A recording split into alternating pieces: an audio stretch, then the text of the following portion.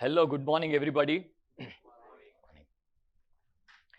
The presentation today is the way we have structured is that all the slides will be in English, but the explanation in respect of those slides will be in Gujarati. આપણે બધા ગુજરાતમાં બેઠા છે તો naturally આપણને Gujarati as a language will be more convenient for all of us. પણ કોઈને પણ કંઈ પણ questions or any interaction in English, Gujarati or Hindi is absolutely most welcome. હવે coming to the topic, Amrit Kaal for NRIs in India. What is basically an Amrit Kaal? જે આપણે ગુજરાતીમાં જાણીએ છીએ કે આપણે જે બધા ચોઘડિયા જે કાંઈ પણ શુભ કાર્ય ચાલુ કરવું હોય તો આપણે ચોઘડિયા જોતા હોય છે અને એમાં અમૃત ચોઘડિયું એને શ્રેષ્ઠ માનવામાં આવે છે. અને આ જે અમૃત ચોઘડિયું છે એની અંદર ભારત અત્યારે છે. હવે આપણે આ સમયને અમૃતકાળ શું કામ કહીએ છીએ, અમૃતકાળ શું કામ કહીએ છીએ ઇન્ડિયા માટે? ઇન્ડિયા આજે ડેવલપિંગ ઇમર્જિંગ માર્કેટ તરીકે બધા ઓળખે છે અને બાય ધ યર 2047 કે જ્યારે ભારતની આઝાદીને ફ્રોમ 1947 to 2047 એ 100th યરની અંદર the aspiration of the government and all the people at large, આપણા બધાના મનમાં છે કે ઇન્ડિયા 2047 ની અંદર એ એક ડેવલપ્ડ માર્કેટ તરીકે ઇમર્જ થવું જોઈએ. એટલે આ 25 વર્ષ જે 75 વર્ષ આશરે આપણી આઝાદીને થયા ત્યારથી that 100th year, this is the period where we want to transit from an emerging economy to a developed economy. And that's the reason why it is the Amrit Kaal. Non-resident Indians ની આપણે વાત કરીએ તો મોટા ભાગનું investment કે financial affairs ઇન્ડિયામાં એ લોકોના એવી રીતના હતા કે ભાઈ I belong to this country, મારું ઇન્ડિયા ઇઝ માય મધરલેન્ડ, એટલે મારે ઇન્ડિયાની અંદર એક certain level of exposure financially રાખવું છે because as I said it's my motherland. હવે આવતા 25 વર્ષની અંદર અને એ ટાઈમ ઓલરેડી ચાલુ થઈ ગયો છે કે that phase is changing. હવે India is emerging as a destination for investments અને જે લોકોને પણ આવતા 25 યર્સમાં એમના ઇન્વેસ્ટમેન્ટ્સ કંઈ પણ ગ્રો કરવા છે, એને મિનિંગફુલી જો ઇન્ડિયામાં પાર્ટિસિપેટ થવું છે અને વર્લ્ડના પોતાના ગ્રોથમાં પાર્ટિસિપેટ થવું છે તો they will have to be in India. અને જ્યારે મિનિંગફુલ, જે મારો શબ્દ છે મિનિંગફુલ પાર્ટિસિપેશન, કે જ્યારે તમે એક સબસ્ટેન્શિયલ અમાઉન્ટ ઓફ રિસોર્સિસ જો ઇન્ડિયામાં ઇન્વેસ્ટ કરતા હોય કે ફાઇનાન્શિયલી કાંઈ પણ એક્સપોઝર લેતા હોય તો એ જે તે કન્ટ્રીના ટેક્સેશન અને રેગ્યુલેશન્સને બહુ જ વ્યવસ્થિત રીતના સમજી લેવા જરૂરી છે. And the first part of the presentation, rather than going to investments and all those financial kinds of exposure, first and foremost thing is that we should understand the taxation and regulatory part which is being offered by India. અને એને લીધે શું આપણને ઇન્ડિયામાં અને out of India જ્યાં આપણે જે તે નોન રેસિડન્ટ એ ટેક્સ રેસિડન્ટ હશે ત્યાં એની શું ઇમ્પેક્ટ થશે. હવે જે આખું આ પ્રેઝન્ટેશન ટેક્સેશન એન્ડ રેગ્યુલેશન્સ એને સ્ટ્રક્ચર કરેલું છે એવી રીતના સ્ટ્રક્ચર કરેલું છે કે જે કાંઈ અમારી ઇન્ટરેક્શન્સ થતા હોય છે નોન રેસિડન્ટ ઇન્ડિયન્સ સાથે, જે વાતો થતી હોય છે એમાં પોઈન્ટ્સ ઓફ ડિસ્કશન શું હોય છે, રાધર દેન હું તમને બધા જે પ્રોવિઝન્સ અને જે ટેકનિકલ બધી વસ્તુઓની વાત કરીએ એની બદલે સિમ્પલ વસ્તુ એ છે કે જે અમારે ઇન્ટરેક્શન્સ જુદા જુદા જ્યુરિસ્ડિક્શન્સના નોન રેસિડન્ટ્સ સાથે થતા હોય છે એ જ બધા પોઈન્ટ્સને અહીંયા એક પછી એક ડિસ્કશનમાં લીધા છે, જેને લીધે પ્રેક્ટિકલી આપણને ખ્યાલ આવી જાય કે this is wear the taxation and the regulatory part in so far as India it stands. હવે પહેલામાં પહેલી વાત, જે કોઈ પણ નોન રેસિડન્ટ ઇન્ડિયામાં કંઈ પણ એક્સપોઝર લે તો એ લોકોને હોય છે કે ભાઈ I want a fix return from my investments in India. તો ફિક્સ રિટર્ન જો ઇન્ડિયાના ઇન્વેસ્ટમેન્ટ્સમાંથી જોઈતું હોય તો એની આખી રેગ્યુલેટરી સાયકલ કઈ રીતના વર્ક થાય છે. તો પહેલી વાત કે નોન રેસિડેન્ટ ઇન્ડિયન્સના બધા જ ફંડ્સ આઈધર NRE ઓર NRO એકાઉન્ટની અંદર જ હોવા જોઈએ. જો કોઈ પણ નોન રેસિડેન્ટ્સના ફંડ્સ એ રેસિડેન્ટ ઇન્ડિયન એકાઉન્ટમાં હોય તો it is a violation of ફેમા. એટલે વી એડવાઇઝ ઓલ અવર નોન રેસિડેન્ટ ક્લાયન્ટ્સ કે તમારા જો રેસિડેન્ટ ઇન્ડિયન એકાઉન્ટ્સ હોય તો એને તમારે બંધ કરી દેવા જોઈએ. અને if you are a NRI then you should have only these two kinds of accounts, which is NRO account and NRE account. Non-residents આ NRO NRE થી ખૂબ જ પ્રચલિત છે, ઘણા વર્ષોથી એ લોકો એને યુઝ કરતા હોય છે. પણ for the sec of repetition I would say કે NRO એકાઉન્ટ એ એવું એકાઉન્ટ છે, એ નોન રિપેટ્રિએબલ એકાઉન્ટ છે કે જેની અંદર જે એની ફંડ્સ એમાં રહેલા છે એ ફંડ્સને ઇન્ડિયાની બહાર ટેકનિકલી લઈ જઈ શકાતા નથી. અને NRE એકાઉન્ટ એવું છે કે એ એકાઉન્ટના ફંડ્સને ઇન્ડિયાની બહાર નોન રેસિડન્ટ ઇન્ડિયન જ્યારે ચાહે ત્યારે ઇમિડિયેટલી લઈ જઈ શકે છે. અને that is what is repatriable and non repatriable. Repatriation is sending money outside of India. હવે NRO જે સેવિંગ્સ એકાઉન્ટ હોય એની અંદરથી ફિક્સ્ડ ઇન્કમ ઇન્વેસ્ટમેન્ટ માટે તો કે NRO ફિક્સ્ડ ડિપોઝિટ થઈ શકે. NRO fixed deposit is non repatriable and taxable. ઇન્ડિયાની બહાર એ પૈસા લઈ જઈ શકાતા નથી અને they are taxable. NRE deposits છે એ રિપેટ્રિએબલ છે અને એનું ઇન્ટરેસ્ટ જે આવે છે ટેક્સ ફ્રી છે. હવે NRE ડિપોઝિટમાંથી FCNR ડિપોઝિટ્સ પણ થઈ શકે છે. FCNR નું સેવિંગ્સ એકાઉન્ટ નથી હોતું. FCNR ની ફિક્સ્ડ ડિપોઝિટ મૂકી શકાય છે અને FCNR ડિપોઝિટ એટલે foreign currency non resident deposits કહેવાય છે કે જેની અંદર વર્લ્ડની ટોપ બધી જ કરન્સીઝની અંદર ઇન્ડિયાની બેંકમાં ફોરેન કરન્સી એકાઉન્ટ ખોલાવી શકાય છે અને એની અંદર ઇન્વેસ્ટમેન્ટ કરી શકાય છે. એનું ફોરેન કરન્સીનું એકાઉન્ટ અને એનું ઇન્ટરેસ્ટ છે એ પણ જે તે કન્ટ્રીની કરન્સીમાં જ્યાં ઇન્વેસ્ટમેન્ટ કરેલું છે એના અનુરૂપ એનું ઇન્ટરેસ્ટ હોય છે. એ ઇન્ટરેસ્ટ ઇન્ડિયામાં કમ્પ્લીટલી ટેક્સ ફ્રી છે. આ અંગે એક બીજું ક્લેરિફિકેશન કરવાનું કે આ જે ટેક્સ ફ્રી અને ટેક્સેબલની વાત છે એ બધી ઇન્ડિયા સેન્ટ્રિક છે. ઇન્ડિયા એની ઉપર ટેક્સેશન લેતું નથી અથવા લે છે. Taxability is limited in so far as India is concern. પણ જે તે કન્ટ્રીમાં ધારો કે કોઈ US, ઓસ્ટ્રેલિયા, કેનેડા, UK જ્યાં પણ એ ટેક્સ રેસિડન્ટ છે ત્યાં એ ઇન્ડિયાનું ટેક્સેબલ ટેક્સ ફ્રી એ કામ નથી આવતું. ઇન્ડિયાએ એક્ઝમ્પશન આપેલું છે પણ એ જે તે ટેક્સ રેસિડન્ટની એ આવક જ છે અને it is liable to taxation in their home country. પછી જે વાત કરી કે NRO એકાઉન્ટની બેલેન્સ છે એ નોન રિપેટ્રિએબલ છે, જે ઇન્ડિયાની બહાર લઈ જઈ શકાતા નથી. પણ એની અંદર NRO money which is as such as I sad કે નોન રિપેટ્રિએબલ ફંડ્સ છે એને જો રિપેટ્રિએટ કરવા હોય, ઇન્ડિયાની બહાર લઈ જવા હોય તો જે ઇન્ડિયાની અત્યારે ફોરેન એક્સચેન્જની પોઝિશન છે એટલા માટે ઘણા સમયથી ગવર્મેન્ટ ઓફ ઇન્ડિયાએ એક સ્કીમ આપેલી છે જેને રિઝર્વ બેન્કે નોટિફાઈ કરેલી છે, જેને $1 મિલિયન સ્કીમ કહેવામાં આવે છે, જેમાં NROના ફંડ્સ NRE એકાઉન્ટમાં અથવા outside India by way of remittance એ લઈ જઈ શકાય છે.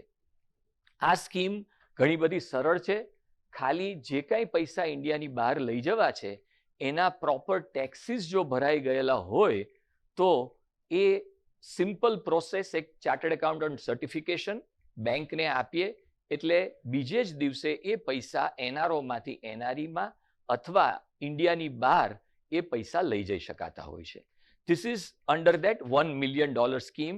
અને આની આખા પ્રેઝન્ટેશનમાં ઘણી બધી વખત હું એનો રેફરન્સ રાખીશ કારણ કે આ બહુ અગત્યની સ્કીમ છે કે જેમાં રિપેટ્રિએબલ ઓર નોન રિપેટ્રિએબલ એ વસ્તુમાં આનો ઘણો બધો ઇન્ટરફેસ આવે છે.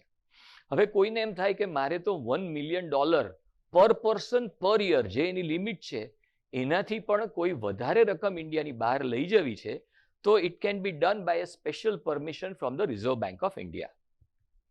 હવે આ $1 million ઉપરાંત જો કોઈ નોન રેસિડેન્ટ ઇન્ડિયને ઇન્ડિયાની અંદર રેસિડેન્શિયલ હાઉસીસમાં ઇન્વેસ્ટમેન્ટ કરેલું છે અને એ ઇન્વેસ્ટમેન્ટ એણે either from the NRI account or from the remittances from outside of India એવી રીતના જો કરેલું છે ખરીદતી વખતે, એ જે તે રેસિડેન્શિયલ હાઉસ ખરીદતી વખતે કરેલું છે, તો to the extent of 2 residential houses A amount પણ રીપેટ્રિએબલ છે, which is over and above this 1 million. પછી જે કંઈ પણ કરંટ ઇન્કમ્સ છે, ઇન્ટરેસ્ટ છે, કેપિટલ ગેઇન્સ છે, રેન્ટ છે, જે નોન રેસિડેન્ટ ઇન્ડિયન્સને ઇન્કમ તરીકે થાય છે, those are current account transactions, અને એ બધી જ રકમ એ ઇન્ડિયાની બહાર over and about this 1 million એને બહાર ઇન્ડિયાની લઈ જઈ શકાય છે. એટલે ઇન્ડિયાની અંદર અત્યારે જે ફ્લેક્સિબિલિટી નોન રેસિડેન્ટ્સ માટે for transfer of funds is extremely easy. હવે બીજી એક પોઈન્ટ ઓફ ડિસ્કશન હોય છે કે I want to invest in real estate in India.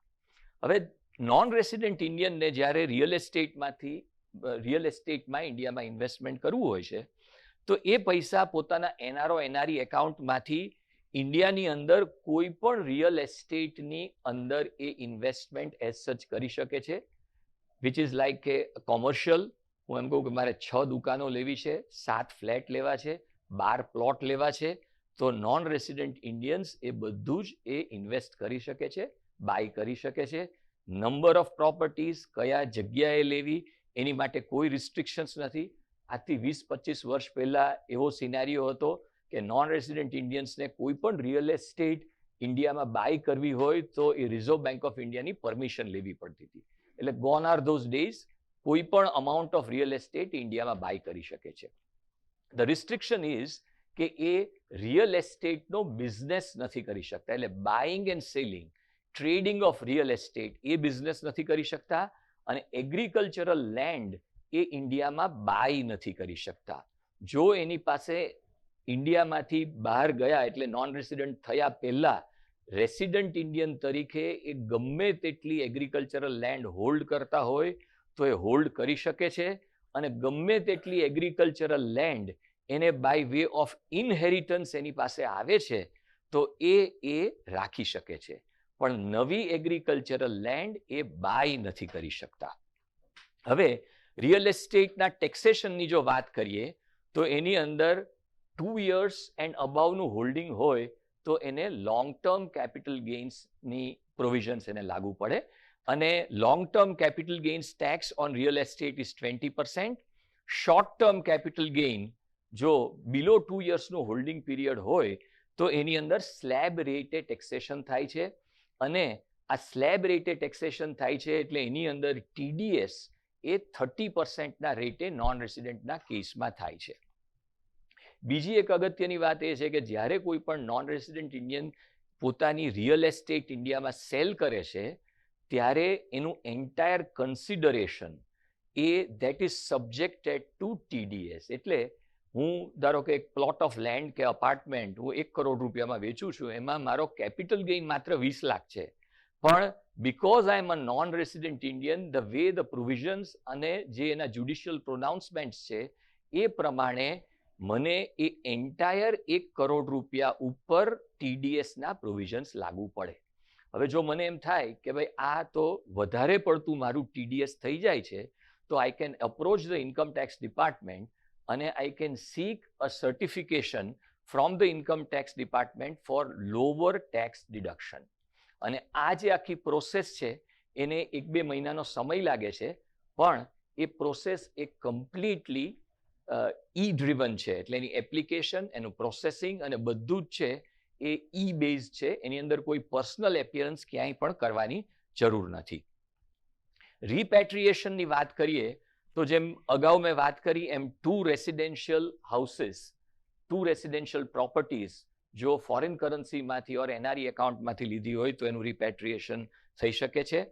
પછી બાકીની જે અમાઉન્ટ્સ છે, ધારો કે જે સેલિંગ ઓફ રિયલ એસ્ટેટથી ક્રેડિટ થાય તો એ બધી જ અમાઉન્ટ એ $1 million સ્કીમની અંદર જે આપણે વાત થઈ એની અંદર ઇન્ડિયાની બહાર એની પર અપ્રોપ્રિએટ ટેક્સીસ ભરી અને લઈ જઈ શકાય છે.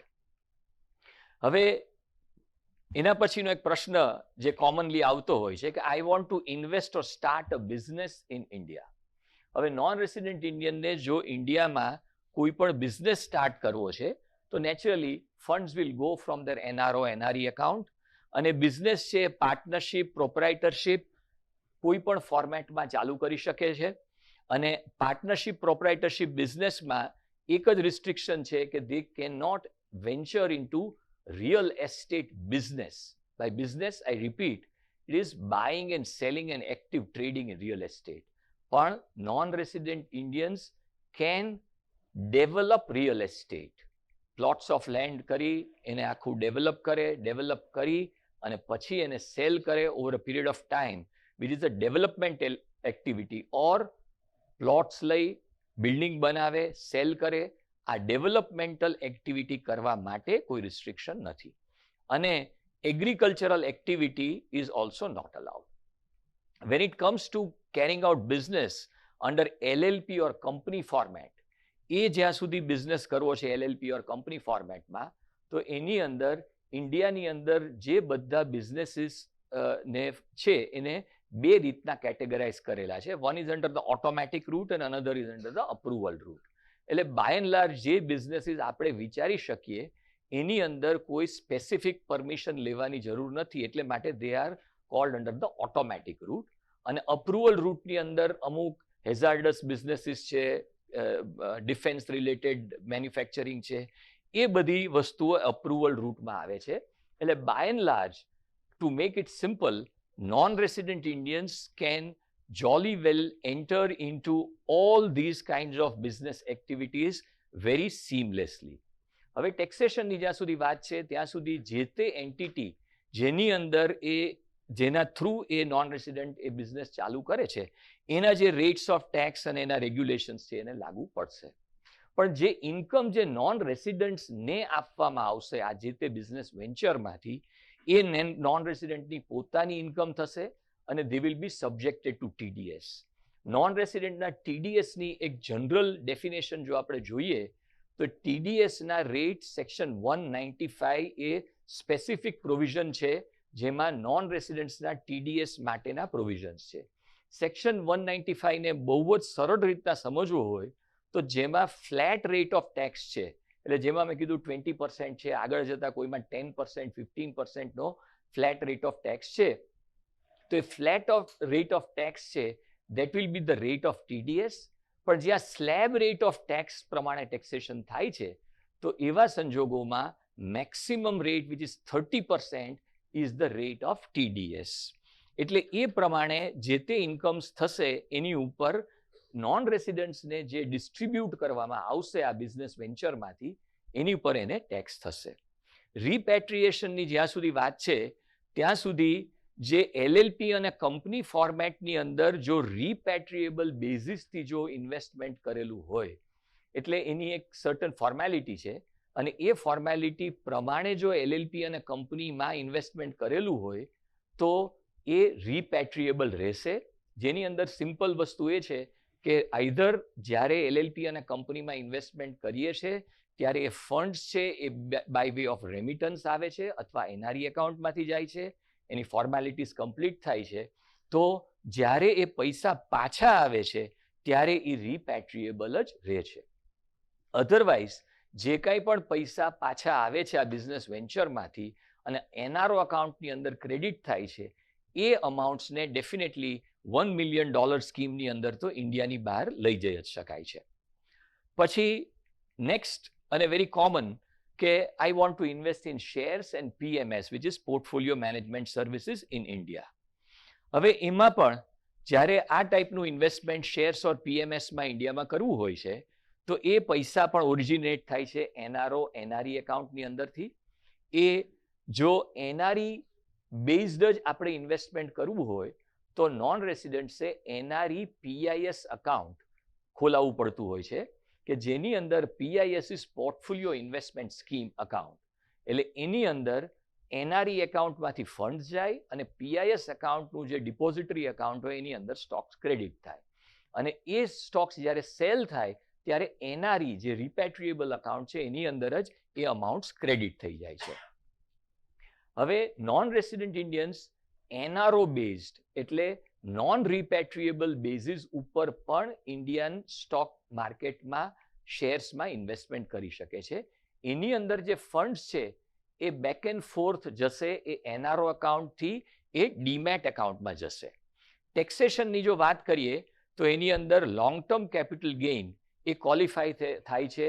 After 1 year of holding it is 10% tax. Short term capital gain is 15%. Gain to the extent of 1 lakh is tax free. જે રેસિડેન્ટ ઇન્ડિયન્સના કેસમાં છે એ જ પ્રમાણે નોન રેસિડેન્ટ ઇન્ડિયન્સના કેસમાં છે કે to the extent of 1 lakh the gain is free.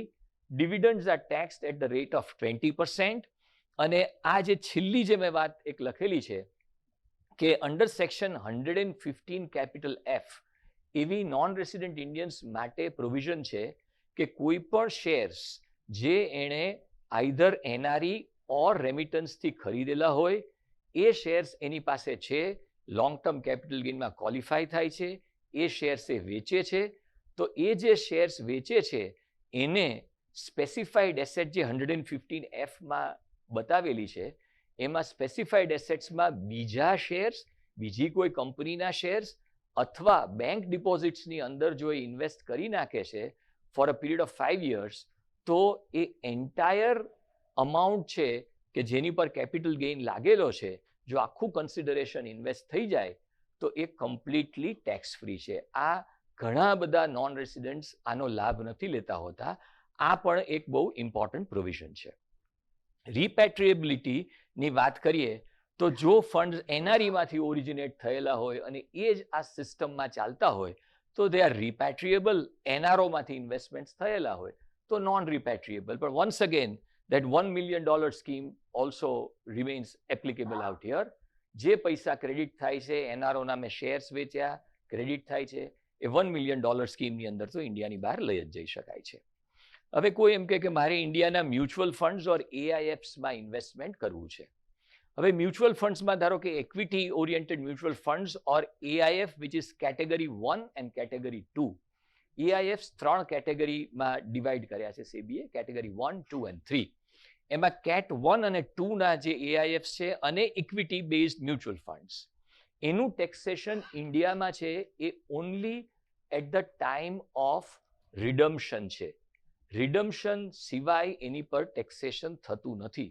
એટલે ધારો કે મેં 10 લાખ રૂપિયાનું ઇન્વેસ્ટમેન્ટ કરેલું છે અને I am holding it and I continue holding it for a period of say 10 years, 15 years, તો જ્યાં સુધી એ અમાઉન્ટ્સને હું ડાઇવેસ્ટ, રિડીમ, સેલ ન કરું ત્યાં સુધી ભલે એ 10 લાખના 1.5 કરોડ રૂપિયા થઈ ગયા છે પણ મારી એની ઉપર કોઈ ટેક્સ લાયબિલિટી આવતી નથી.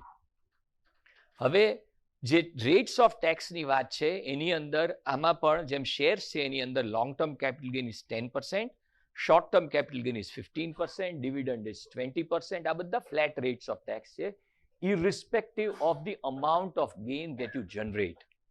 અને જે ટેક્સેશન ઓફ કેટેગરી 3 AIF છે એ એક ઇન્ટરેસ્ટિંગ રીતથી એનું ટેક્સેશન થાય છે.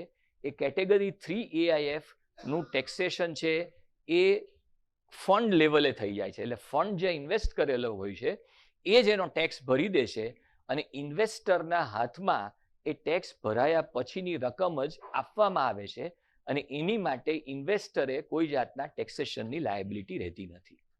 હવે રિપેટ્રિએશન ઓફ ફંડ્સની વાત કરીએ તો જે રીતના આ ફંડ્સ ઓરિજિનેટ થયેલા હોય એટલે ફંડ્સ જો NRI એકાઉન્ટમાંથી ઓરિજિનેટ થઈ ઇન્ડિયન ઇક્વિટી બેઝડ મ્યુચ્યુઅલ ફંડ્સમાં ઇન્વેસ્ટ થાય છે અથવા AIFમાં ઇન્વેસ્ટ થાય છે તો દે રિમેઇન રિપેટ્રિએબલ. જો NROમાંથી ઓરિજિનેટ થતા હશે ફંડ્સ તો નોન રિપેટ્રિએબલ છે. હવે જુદા જુદા પ્રોવિઝન્સ જેનું ડિસ્કશન ખૂબ જ થતું હોય છે અને એની માટે ઘણું બધું કન્ફ્યુઝન જે નોન રેસિડેન્ટ્સના માઇન્ડ્સમાં હોય છે કે કયા લોઝ છે ઇન્ડિયામાં નોન રેસિડેન્ટ્સ માટે, એની માટે આપણે સહેજ જોઈએ. હવે ઇન્ડિયામાં બેઝિકલી ધેર આર 3 લોઝ કે જેને કોઈ પણ નોન રેસિડેન્ટે એના માઇન્ડમાં રાખવાની જરૂર છે અને ત્રણેય લોઝ એ ઇન્ડિપેન્ડન્ટલી ઓપરેટ થાય છે અને એકબીજામાં જો અહીંયા આમાં નોન રેસિડેન્ટ થઈ ગયા કે આમાં ફોરેન સિટીઝન થઈ ગયા એટલે બીજાની અંદર ઇમ્પેક્ટ નથી થતી. As I sad and I repeat, they all the three operate independently. The first of them is the Indian Income Tax Act. Indian Income Tax Act તમારી કઈ સિટીઝનશીપ છે, તમે શું કરો છો, ક્યાં રહો છો, એની એટલે કઈ જગ્યાએ તમે ડોમિસાઇલ્ડ છો કે પાસપોર્ટ છે એની સાથે કોઈ, કે ગ્રીન કાર્ડ છે કે રેસિડેન્ટ તમે છો એની સાથે કોઈ જ મતલબ નથી. ઇન્કમ ટેક્સ એક્ટ માત્ર એટલું જ જોવે છે કે તમે આ particular financial year which starts from the 1st of April to 31st of March, આટલા પીરિયડની અંદર તમે ઇન્ડિયામાં કેટલા દિવસ રહેલા છો એના બેઝિસ ઉપર એનું રેસિડેન્શિયલ સ્ટેટસ ડિટરમાઇન થાય છે, strictly on the basis of number of days of stay in India. અને એનું ઇમ્પોર્ટન્સ એ છે કે એના ઉપરથી ડિટરમાઇન થશે કે કઈ ઇન્કમ ઇન્ડિયામાં ટેક્સેબલ થશે અને કઈ ઇન્કમ જે ફોરેન ઇન્કમ છે એ ઇન્ડિયામાં ટેક્સેબલ નહીં થાય. બીજો જે પ્રોવિઝન છે એ ફોરેન એક્સચેન્જ મેનેજમેન્ટ એક્ટ છે.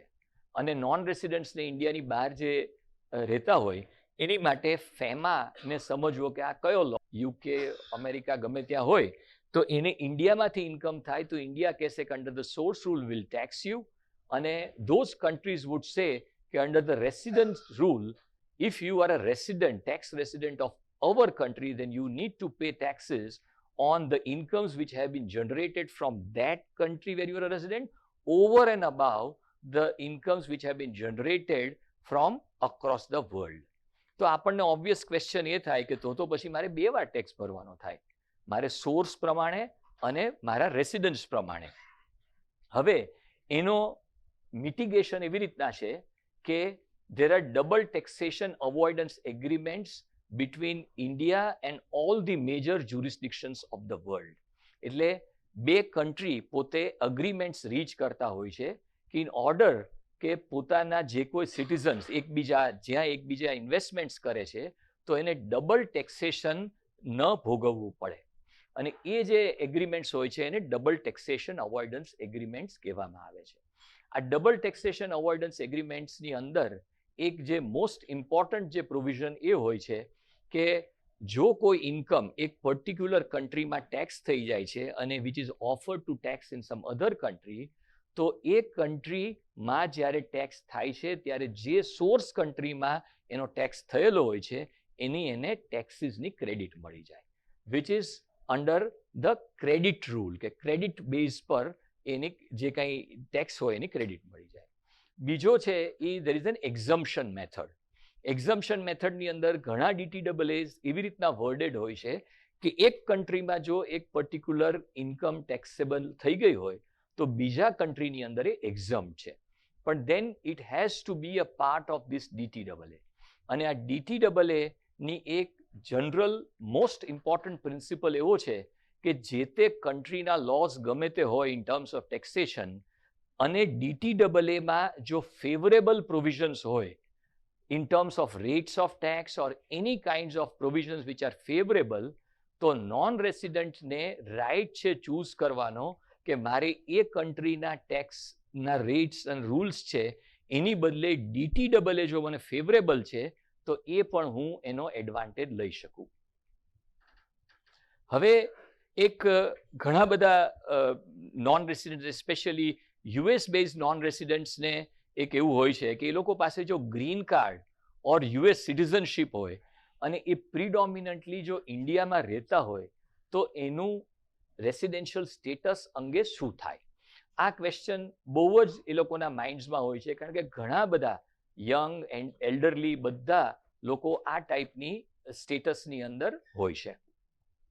હવે if somebody is holding a green card or even the citizenship અને એ પ્રિડોમિનન્ટલી ઇન્ડિયામાં રહે છે એવા સિનેરિયોની આપણે વાત કરીએ છીએ. હવે યુએસના જે કાંઈ રેગ્યુલેશન્સ છે એ પ્રમાણે કોઈ પણ વ્યક્તિ ગ્રીન કાર્ડ હોલ્ડર અથવા સિટીઝન એ જે યુએસના હોય તો they are mandatorily tax residents of US, એવો યુએસનો રેગ્યુલેશન છે.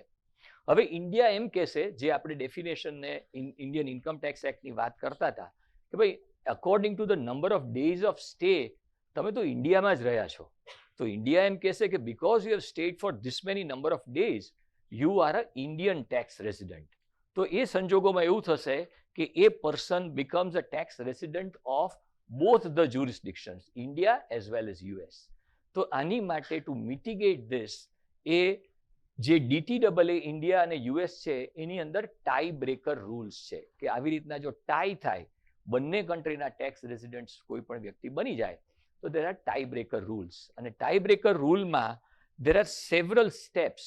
એટલે કોઈ પણ એક સ્ટેપમાં ડિટરમાઇન થઈ જાય કે આ પર્સન આ કન્ટ્રીમાં એ ટાઈના બ્રેકર રૂલ્સમાં એ જાય છે તો બસ પછી એનાથી આગળના સ્ટેપ્સમાં જવાની જરૂર નથી. અને એમાં એનો ફર્સ્ટ રૂલ એ છે કે પ્લેસ ઓફ પરમેનન્ટ હોમ. એટલે ધારો કે કોઈ એલ્ડરલી પર્સન છે કે ભાઈ મારી પાસે ગ્રીન કાર્ડ છે પણ અમારું ઘર, મારું રહેવાનું બધું ઇન્ડિયામાં જ છે. વન્સ ઇન અ વાઇલ હું મારા સનની પાસે, ડોટરની પાસે હું યુએસમાં જઉં છું તો ક્લિયરલી એ પર્સનનું permanent place of permanent home is India. અને તો પછી આગળના બીજા ટેસ્ટમાં આપણે જવાની જરૂર નથી. ફર્ધર ઓન ઘણા બધા ટેસ્ટના લેવલ્સ છે, કારણ કે ઘણા કોઈ એમ કે અમારે તો ત્યાં બી ઘર છે યુએસમાં, ઇન્ડિયામાં બી ઘર છે. તો then you need to go to the second level of testing. હવે કોમ્પ્લાયન્સની વાત કરીએ ત્યાં સુધી કે આવા સંજોગોમાં જ્યાં બંને કન્ટ્રીઝના ટેક્સ રેસિડન્ટ કોઈ પણ બનતા હોય તો એવા કેસીસની અંદર કોમ્પ્લાયન્સના શું શું પ્રોવિઝન્સ છે એ આ સ્લાઇડની અંદર દર્શાવેલા છે. હવે જે ઇન્ડિયામાં મ્યુચ્યુઅલ ફંડ્સમાં કે AIFsની અંદર કોઈ પણ ઇન્વેસ્ટમેન્ટ કરે અને યુએસની અંદર એનું ટેક્સેશન કેવી રીતના થાય છે એની આ માટેની આ ચર્ચા છે. અને એ યુએસ બેઝડ જે કોઈ નોન રેસિડન્ટ્સ હોય એની સાથે અમારે ઘણી બધી વાત થતી હોય છે. જે શરૂઆતની એક સ્લાઇડમાં મેં વાત કરી કે ઇન્ડિયાની અંદર જે મ્યુચ્યુઅલ ફંડ્સ ઓર AIFsની અંદર ટેક્સેશન હોય છે, it is on the basis of the time when it is redeemed or divested or sold or encashed. ત્યાં સુધી એની વેલ્યુમાં ગમે તેટલો વધારો થાય ત્યાં સુધી એની અંદર કોઈ ટેક્સેશનની લાયબિલિટી આવતી નથી. પણ that is not the scenario in so far as the US is concerned. યુએસની વાત કરીએ તો ઇન્ડિયાના મ્યુચ્યુઅલ ફંડ્સ અને AIFsને એ પેસિવ ફોરેન ઇન્વેસ્ટમેન્ટ કંપની તરીકે એને આઈડેન્ટિફાઈ કરે છે. એટલે net asset value as on the first day of January which is their financial year અને 31st of December which is the last day of the financial year, એની અંદર જો NAV 11માંથી 13 થઈ તો ₹2 is a notional gain and that has to be offered to tax in the US. Overall tax લાયબિલિટીમાં ફરક નથી પડતો કારણ કે અલ્ટિમેટલી આ રિડમ્શનના ટાઈમે બધી જ અમાઉન્ટ પર ટેક્સ થાય છે, જ્યારે આની અંદર phase wise year on year basis પર ટેક્સ થાય છે. પણ આ પ્રોવિઝનને ધ્યાનમાં રાખવા એ જરૂરી છે. હવે બીજો એક નોન રેસિડન્ટ્સને એક ચેલેન્જ હોય છે કે મારે જે કાંઈ ઇન્ડિયામાં ઇન્વેસ્ટમેન્ટ્સ કરીએ કે ગ્લોબલી ક્યાંય પણ ઇન્વેસ્ટમેન્ટ કરીએ અને ધી યર છે કે ફાઇનાન્શિયલ યર એ ઇન્ડિયામાં છે અને જે તે બીજા કન્ટ્રીમાં છે એ ડિફરન્ટ છે. તો એની અંદર કઈ રીતથી મારાથી આ વસ્તુને મિટિગેટ થઈ શકે, કઈ રીતના એને હેન્ડલ થઈ શકે. હવે ધારો કે આપણે યુએસએનો એક્ઝામ્પલ લઈએ તો ઇન્ડિયામાં 1st of April to 31st of March છે. Financial year in the US which is the tax year is 1st January to 31st of December. હવે આની માટે સેગ્રીગેટ કરવા જોઈએ બધા જે transactions on the basis of the bank statement or the investment statement. Number of transactions જો વધારે હોય તો એને કમ્પ્યુટરાઇઝડ આપણા એકાઉન્ટિંગ સોફ્ટવેરની અંદર start date 1st January, and date 31st of December એના બેઝિસ ઉપર સેગ્રીગેશન થાય તો આપણને ખબર પડી જાય કે મારે ઇન્ડિયાની અંદર એપ્રિલ ટુ માર્ચ અને અહીંયા જાન્યુઆરી ટુ ડિસેમ્બરના બેઝિસ ઉપર ક્યાં કઈ ઇન્કમ્સને ઓફર કરવાની છે. હવે ટેક્સ ક્રેડિટની જ્યારે વાત આવે, જે મેં કીધું કે DTAAની અંદર આપણને ઇન્ડિયામાં ભરેલા ટેક્સીસની ક્રેડિટ મળી જાય છે. તો એના કેલ્ક્યુલેશનની અંદર એવી રીતના કરવાનું આવે કે જે કાંઈ પણ ઇન્ડિયાની અંદર ટેક્સીસ રિકવર થયેલા છે for the incomes starting from 1st of January to 31st of March, એની માટેના તો 31st December ને દિવસે બધા ટેક્સ બેક્સ બધું આપણું ભરાઈ ગયું હશે રિટર્ન ઇન્ડિયાના બધું કમ્પ્લીટ થઈ ગયું હશે. એટલે આપણને ખબર પડી જાય કે આ પીરિયડના કેટલા ટેક્સીસ, એ ઇન્કમ કેટલી છે એની પર કેટલા મેં ટેક્સીસ ભરેલા છે. But for the incomes which are from the 1st of April to 31st of December, એની માટે ઇન્ડિયાનું યર તો હજી ચાલુ છે. તો એની અંદર ટેક્સ ક્રેડિટની જ્યારે વાત આવે તો એ જે ઇન્કમ જે યુએસની અંદર ઓફર કરવાના છે એની માટેના જે કાંઈ આપણે TDS અને એડવાન્સ ટેક્સ ભરેલો છે એની ક્રેડિટ એ જે તે વ્યક્તિને યુએસએમાં જ્યારે એનું ફાઇલિંગ કરે છે ત્યારે મળવા પાત્ર છે. પણ જો એમાં રિફંડ આવતું હોય અથવા ટેક્સ ન ભરેલો હોય આ પીરિયડ દરમિયાન તો એની ક્રેડિટ એને યુએસમાં મળતી નથી. હવે જે ડેટા જે રીતના એનું કમ્પાઇલેશન કરવું જોઈએ જ્યારે ત્યાં ખાસ કરીને યુએસની અંદર જો આપણે ડિસ્ક્લોઝર કરતા હોય તો ઇન્કમને ડેટ વાઇઝ અને એ જે તે ઇન્કમ જ્યારે અરાઇઝ થઈ છે ત્યારે એનો રેફરન્સ રેટ કરન્સીનો શું હતો એ પ્રમાણે ડોલર ડિનોમિનેટેડ એ ત્યાં એગ્રીગેશન થતું હોય છે. એમાં જે TDS પ્રીપેડ ટેક્સીસ જે કાંઈ પણ ભરેલા હોય એના બેઝિસ ઉપર એ કોમ્પ્લાયન્સ એ યુએસની અંદર કરવાનું થાય. એટલે ઇન્કમ રિલેટેડ કોમ્પ્લાયન્સની અંદર એઝ આઈ સેડ 1 ક્યાંથી સોર્સ થયેલી છે, 2 dollar denominated on the basis of the reference rates, જે તે દિવસે જ્યારે ઇન્કમ આવેલી છે ત્યારના રેફરન્સ રેટ પ્રમાણે ડોલર ડિનોમિનેશન અને ટેક્સની ક્રેડિટ જે આ પીરિયડનો ટેક્સીસ રિકવર થયેલો છે ઇન્ડિયામાં એના બેઝિસ ઉપર એ થઈ શકતી હોય છે. બીજું યુએસની અંદર જ્યારે કોમ્પ્લાયન્સ કરવાનું આવે ત્યારે details of certain assets especially financial એસેટ્સની ડિટેલ્સ પણ ત્યાં આપવાની થતી હોય છે, જેમાં એસેટ્સની ડિટેલ્સ, ઇન્વેસ્ટમેન્ટ્સની અને એઝ વી ડિસ્કસ કે મ્યુચ્યુઅલ ફંડ્સના ક્લોઝિંગ બેલેન્સીસની પણ ડિટેલ યુએસએમાં આપવાની થતી હોય છે.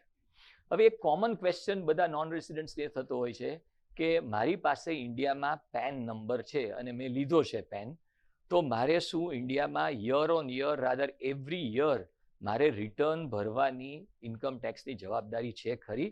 તો ધ આન્સર ઇઝ નો. જે રિટર્ન ભરવાની ઇન્ડિયામાં તો જ જવાબદારી છે જો આ સિનેરિયોની અંદર આપણે ફોલ થતા હોય કે જેની અંદર આપણી income which exceeds beyond the minimum threshold. ઇન્ડિયામાં 2.5 lakhs છે એ મિનિમમ થ્રેશોલ્ડ છે અને સર્ટન ડિડક્શન્સ જે અહીંયા સ્પેસિફાઈ કરેલા છે એ પહેલાંના 2.5 lakhs હોવા જોઈએ જો મારે રિફંડ લેવું હોય, કોઈ લોસ હોય ઓર કેરી ફોરવર્ડ ઓફ લોસીસ મારે કરવા હોય, અથવા આ ટાઈપના જે 7 ટાઈપ્સના ટ્રાન્ઝેક્શન્સ છે કે જે બેંક્સની અંદર અમુક ડિપોઝિટ કરેલી હોય, અમુક ગ્રોસ રિસીટ્સ કરેલી હોય, અમુક ટાઈપના એક્સપેન્ડિચર કરેલા હોય તો જ મારે ઇન્ડિયામાં રિટર્ન ભરવું ફરજિયાત છે. ખાલી મારી પાસે પેન નંબર હોય એને લીધે કોઈ મારી જવાબદારી થતી નથી. હવે ઇન્ડિયાની અંદર લોફુલી નોન રેસિડન્ટ્સ એના અફેર્સ કઈ રીતના પ્લાન કરી શકે? હવે પહેલી વસ્તુ છે કે સેક્શન 80C ની અંદર જે રેસિડન્ટ ઇન્ડિયન્સ ઇન્વેસ્ટ કરી શકે છે એ રીતના નોન રેસિડન્ટ ઇન્ડિયન્સ પણ 80C જેમાં investments, 80D health insurance, 80G donation, પછી સેવિંગ્સ બેંક એકાઉન્ટ એટલે આપણે નોન રેસિડન્ટ્સના કેસમાં NRO અકાઉન્ટની અંદરનું interest to the extent of 10,000 rupees, housing loan લીધી હોય તો એનું જે ઇન્ટરેસ્ટ જે છે એને પણ ક્લેમ કરી શકે છે. અને બીજી અને ખાસ અગત્યની વાત નોન રેસિડન્ટ ઇન્ડિયન્સ માટે કે જ્યારે એ લોકો બહુ લાંબો સમય ઇન્ડિયામાં સ્ટે કરવાનું પ્લાન કરતા હોય ત્યારે એ એમનો સ્ટે 2 ફાઇનાન્શિયલ યર્સની અંદર બ્રેક કરી શકે એવું પણ પ્લાનિંગ કરી શકાય. તો જેના બેઝિસ ઉપર એનું નોન રેસિડન્ટ સ્ટેટસ છે એ એમનું એમ રહે, જેને લીધે એ ઇન્ડિયાની અંદર ફોરેન ઇન્કમ્સ માટે they don't become liable to tax. હવે જે એક્ઝમ્પશન્સ છે કેપિટલ ગેઇન્સના, એ કેપિટલ ગેઇન્સના એક્ઝમ્પશનની અંદર બોન્ડ્સમાં ઇન્વેસ્ટ કરી શકાય છે, એક પ્રોપર્ટીઝ બધી સેલ કરી અને રેસિડેન્શિયલ હાઉસીસની અંદર ઇન્વેસ્ટ કરી શકાય છે. આ એક્ઝમ્પશન્સ પણ નોન રેસિડન્ટ્સને મળવા પાત્ર હોય છે. નોન રેસિડન્ટ ઇન્ડિયન્સ એ ઇવન એવું પણ પ્લાનિંગ કરી શકે છે કે પોતાની જે કાંઈ અસેટ્સ હોય, આજે મારી એક સર્ટન અમાઉન્ટ ઓફ કેપિટલ છે એની મારી ઇન્કમ થાય છે તો હું મારી એ ઇન્કમ એ અસેટ્સ છે એની હું ગિફ્ટ કરી નાખું મારા સનને, ડોટરને, તો પછી એ જે એસેટ્સ ગિફ્ટ થઈ ગઈ તો એ ગિફ્ટની જે ટ્રાન્ઝેક્શન છે એ આ સેક્શન 56(2) ની અંદર એ ટેક્સ ફ્રી છે જો આ રિલેશનશિપ્સ હોય તો, અને એ રિલેશનશિપ્સ પછી જે તે એના પછી જે એ કેપિટલમાંથી થતી ઇન્કમ છે એ જે તે પર્સનની ઇન્કમ થઈ જાય છે, એવું પણ પ્લાનિંગ થઈ શકે છે. એની અમાઉન્ટ્સ or any amounts, whatever be the quantum, received by way of will or inheritance is completely tax free in India, and received at the time of marriage, on the occasion of marriage, is also tax free. બીજું કે જો કોઈ પણ income ને ઇન્ડિયામાં straight હવે receive કરવામાં આવે છે તો it becomes taxable in India because it becomes an Indian income. If that income is received outside India and then it is remitted to India, then remittances to India are tax free. એટલે જે ઇન્કમ્સ જો outside of India arise થતી હોય તો એનું planning થઈ શકે. હવે આ બધા જે એક્ઝમ્પશન્સની આપણે વાત કરી એ બધા એક્ઝમ્પશન્સ છે, ડિડક્શન્સ છે, એ બધા ઇન્ડિયા સેન્ટ્રિક એક્ઝમ્પશન્સ ને ડિડક્શન્સ છે. એ જે તે ફોરેન કન્ટ્રીમાં those deductions or exemptions do not apply. આ જે બધા જે આપણે 54 ને વોટ એવર જે બધી આપણે વાત કરીએ છીએ એનઆરઈ એકાઉન્ટ ઇન્ટરેસ્ટ ને બધું, it is limited to India. NRO અકાઉન્ટની બેલેન્સ હોય જે આપણે સૌથી પહેલી સ્લાઇડમાં જોયું કે ઇટ ઇઝ ટેક્સેબલ, તો નેચરલી એ $1 million સ્કીમની અંદર એનઆરઓમાંથી એનઆરઈ મનીમાં કન્વર્ટ કરી નાખીએ તો એ ઇન્ટરેસ્ટ છે કમ્પ્લીટલી ટેક્સ ફ્રી થઈ જાય. અને આ ખાસ અગત્યનું છે કારણ કે કેટલી બધી ડિપોઝિટ્સ, કેટલા બધા કેસીસમાં અમે જોતા હોઈએ છીએ કે એનઆરઓ એફડીઓ પડેલી છે. તો એનઆરઓ એફડી પડેલી છે એને straight away without any difficulty it can be moved to NRE, અને એ એનઆરઈ એફડી છે એનું ઇન્ટરેસ્ટ છે કમ્પ્લીટલી ટેક્સ ફ્રી છે ઇન્ડિયામાંથી. અને જો એને એનઆરઈ સ્ટેટસમાં હશે ને ભવિષ્યમાં ઇન્ડિયાની બહાર એ અમાઉન્ટ્સને લઈ જવી હશે તો પણ એ બહુ જ એની માટે ઇઝી થશે. એટલે વિચ વી સે ઇટ્સ અ નો બ્રેઇનર. એનઆરઓમાં કંઈ પણ પૈસા રાખવા એના કરતાં સ્ટ્રેટ હવે એને એનઆરઈમાં કન્વર્ટ કરીને જ એને ઇન્વેસ્ટ કરીએ કે એમાં રાખીએ તો ઇટ ઇઝ ડેફિનેટલી બેટર. ઇન્ડિયાની અંદર એક હિન્દુ અનડિવાઇડેડ ફેમિલી HUFની એક એન્ટિટી એની અલાવન્સ હોય છે, અને ઇન અપ્રોપ્રિએટ કેસીસ નોન રેસિડેન્ટ્સના એનો પણ એડવાન્ટેજ લઈ શકાતો હોય છે. હવે ઇન્ડિયામાંથી જે non residents outside of India ગયા છે એમાં most of them have gone before say 20 years, 30 years, 40 years. તો એ લોકોને એવું છે જે તે માઇન્ડમાં કે ઇન્ડિયાની અંદર જે ટેક્સ એડમિનિસ્ટ્રેશન છે ઇટ ઇઝ હાઈલી બ્યુરોક્રેટિક, કે જેની અંદર ઓફિસીસમાં જવાનું, ધક્કા ખાવાના, ને બોલાવે, નોટિસીસ કાઢે. ને હવે this scenario has completely changed. All the filings in India are completely, compulsorily, they are e-filings, assessments, appeals, and everything is completely faceless. And all transactions, હું એમ કહું કે ભાઈ અમે એક નાના ગામની અંદર મેં એક બેંક એકાઉન્ટ ખોલાવેલું છે કે મુંબઈમાં બેંક એકાઉન્ટ ખોલાવેલું છે, they are all mapped together under one PAN. એટલે બધા ટ્રાન્ઝેક્શન ઇન્ડિયામાં એ બધા જ મેપ થયેલા છે, અને everything is completely electronic. there is no scope of any personal interaction with any authorities, and it's a major landmark change. અને આખી જે પેરેલલ ઇકોનોમી, જે કેશ ડ્રિવન ઇકોનોમી હતી, એ day by day, month on month is coming down drastically. Tax collections are improving substantially, and that shows કે India is becoming more and more organized as far as the tax compliance is concerned. હવે જે transmission of assets છે કે કોઈ વ્યક્તિની ગેરહાજરી થાય, ગુજરી જાય, તો એની ટ્રાન્સમિશન ઓફ અસેટ્સ એટલે વારસાઈની રૂએ કઈ રીતથી એની નેક્સ્ટ જનરેશનને મળે છે. તો એની અંદર એક ખાસ ક્લેરિફિકેશન સિમ્પલ કરવાનું. આજે ધારો કે હું એમ કહું કે ભાઈ હું તો હવે યુએસનો સિટીઝન છું કે ઓસ્ટ્રેલિયાનો સિટીઝન છું, તો ઇન્ડિયામાં મારી અસેટ્સ છે એની ઉપર ઓસ્ટ્રેલિયાના લોઝ ઓફ સક્સેશન લાગુ પડશે કે ઇન્ડિયાના લોઝ ઓફ સક્સેશન લાગુ પડશે? મારી એસેટ્સ ઇન્ડિયન એસેટ્સની હું વાત કરું છું. તો એની માટે ધ આન્સર ઇઝ કે in respect of Indian assets the laws of succession in India would operate. ભલે એ ઓસ્ટ્રેલિયાના કે યુએસના સિટીઝન છે, ઇન્ડિયામાં રહેલી અસેટ્સ માટે Indian laws of succession would operate. હવે ઇન્ડિયન લોઝ ઓફ સક્સેશન જ્યાંની એની વાત આવે તો એનો એક બેઝિક પ્રિન્સિપલ છે, અને એ પ્રિન્સિપલ સમજી લેવો જરૂરી છે કે કોઈ વ્યક્તિ વિલ કરીને ગુજરી જાય છે કે વિલ કર્યા વગર ગુજરી જાય છે. જો કોઈ વ્યક્તિ વિલ કર્યા વગર ગુજરી જાય તો તો it is called an intestate succession. ઇન્ડિયામાં એને ઇન્ટેસ્ટેટ સક્સેશન કહેવામાં આવે છે. અંડર ઇન્ટેસ્ટેટ સક્સેશન જે તે વ્યક્તિ ગુજરી ગયેલી છે એનો કયો ધર્મ હતો, એ હિન્દુ હતા તો એને હિન્દુ સક્સેશન એક્ટ લાગુ પડશે, અને હિન્દુ સક્સેશન એક્ટમાં જે કોઈ વારસદારો હશે એને એની મિલકત એ પ્રમાણે વેચી દેવામાં આવશે. હવે કોઈને એવું છે કે મારે એ જે પ્રોસેસ છે એનાથી કાંઈ ડિફરન્ટ વસ્તુની ડિફરન્ટ પ્રોસેસથી મારો વારસો આપવો છે, તો એને પ્રોવિઝન છે એ ઇન્ડિયન સક્સેશન એક્ટની અંદર વિલ કરવાના પાવર્સ છે. અને આ વિલ જ્યારે કોઈ પણ કરે છે ત્યારે એ જે ઇન્ટેસ્ટેટ સક્સેશનના કાયદાઓ એ સુપરસીડ થઈ જાય છે અને will would prevail. So whatever is mentioned in the will in terms of the way my assets have to be bequeathed, એ પ્રમાણે મારી જે કાંઈ મિલ accordance with whatever is the status under the Hindu succession act, if is an Hindu, જો intestate succession હોય અથવા વિલમાં જો એને મેન્શન કરેલું હોય. એટલે નોમિનેશન માત્ર કરી નાખવાથી કસ્ટડી મળી જાય છે, ફાઇન, પણ જો ટેકનિકલી એની ઓનરશિપ માટે આ પણ પ્રોસેસીસ કરવી જરૂરી છે.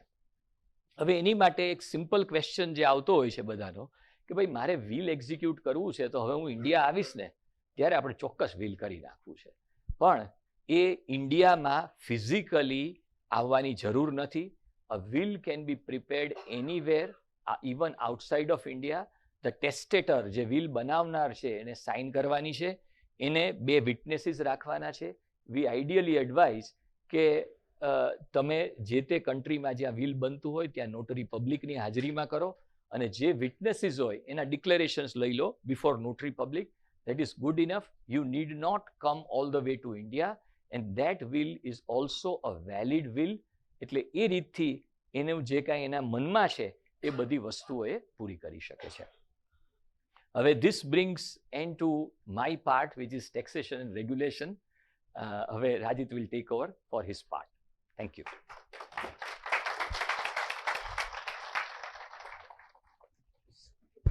Good morning everyone. આજના ફર્સ્ટ પાર્ટમાં આપણે સમજ્યા કે આ જે આખું અમૃત કાલમાં એનઆરઆઈઝને પાર્ટિસિપેટ જો કરવું હોય તો જે ઇકોસિસ્ટમ છે surrounding this participation in Amrit Kaal, એમાં શું કઈ વસ્તુઓ ધ્યાનમાં રાખવી જોઈએ in terms of taxation and regulations to facilitate this participation in the India growth story. હવેના પાર્ટમાં આપણે એ સમજશું કે આ ઇન્ડિયા ગ્રોથ સ્ટોરી જે અમૃત કાલ ગોલ્ડન એરાની આપણે વાત કરીએ છીએ એમાં કઈ રીતના એક્ઝેક્ટલી આપણે પાર્ટિસિપેટ કરવું જોઈએ થ્રુ ઇન્વેસ્ટમેન્ટ્સ એન્ડ ઇન્સ્યોરન્સ. સૌથી પહેલા તો આપણે કયા બેઝિસ ઉપર એવું કહીએ છીએ કે we are at the beginning of this golden era, the Amrit Kaal moment.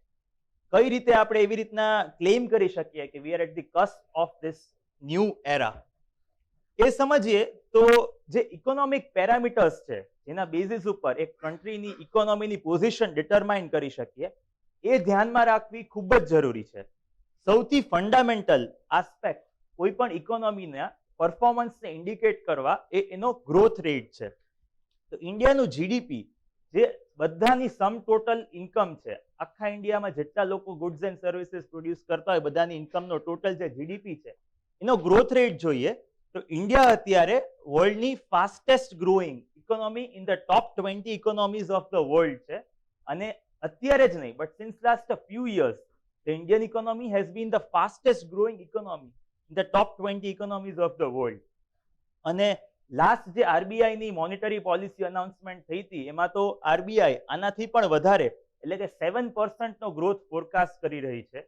અને વિથ ગોડ્સ ગ્રેસ જો આ જ રીતના આપણું કન્ટ્રી ગ્રો થાય અને જો ડબલ ડિજિટ ગ્રોથ પર પણ પહોંચી શકે ઇન્ડિયા તો આખા કન્ટ્રીનો ફેસ છે એ આવનારા સમયમાં ખૂબ જ ચેન્જ થઈ જશે.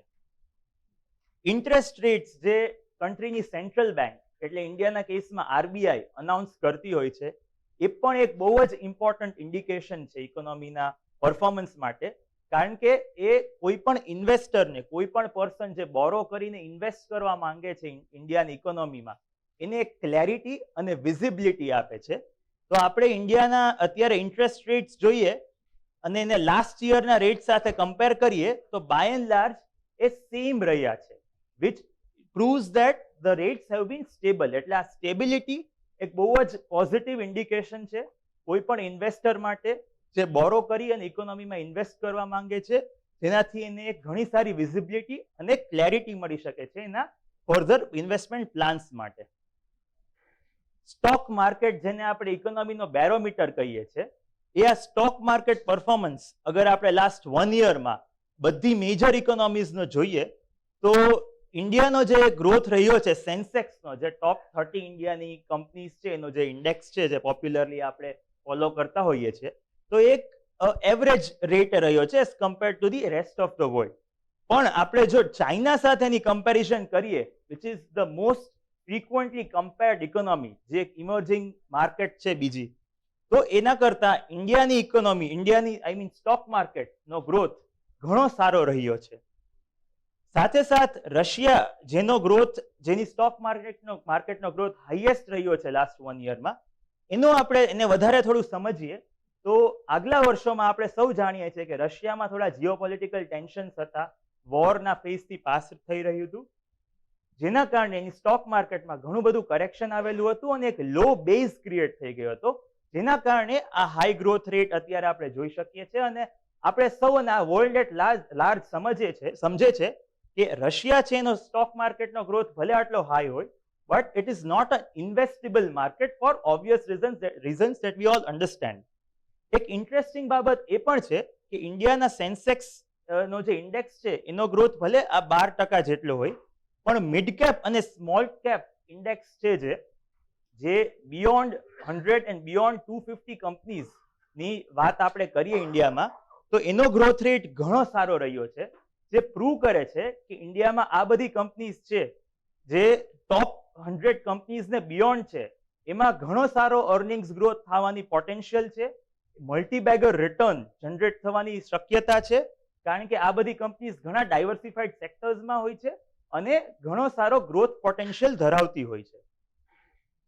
ડેપ્રિસિએશન ઓફ કરન્સી, એટલે રૂપી, INR આપણી કરન્સી છે, ડોલર સામે અને બીજી મેજર કરન્સીઝ સામે ડેપ્રિશિએટ થાય છે યર ઓન યર, એનો આપણે રેકોર્ડ જોઈએ તો પણ આપણે જોઈ શકીએ છીએ કે લાસ્ટ 1 યરમાં ખાલી 2 to 3% નું જ ડેપ્રિસિએશન ઇન્ડિયન રૂપીનું US ડોલર સામે થઈ રહ્યું છે, વિચ ઓલ્સો ઇન્ડિકેટ્સ સ્ટેબિલિટી, અને એ પણ એક બહુ જ પોઝિટિવ ઇન્ડિકેશન છે આપણા કરન્સીની સ્ટ્રેન્થ માટે અને ઇકોનોમી એટ લાર્જ માટે.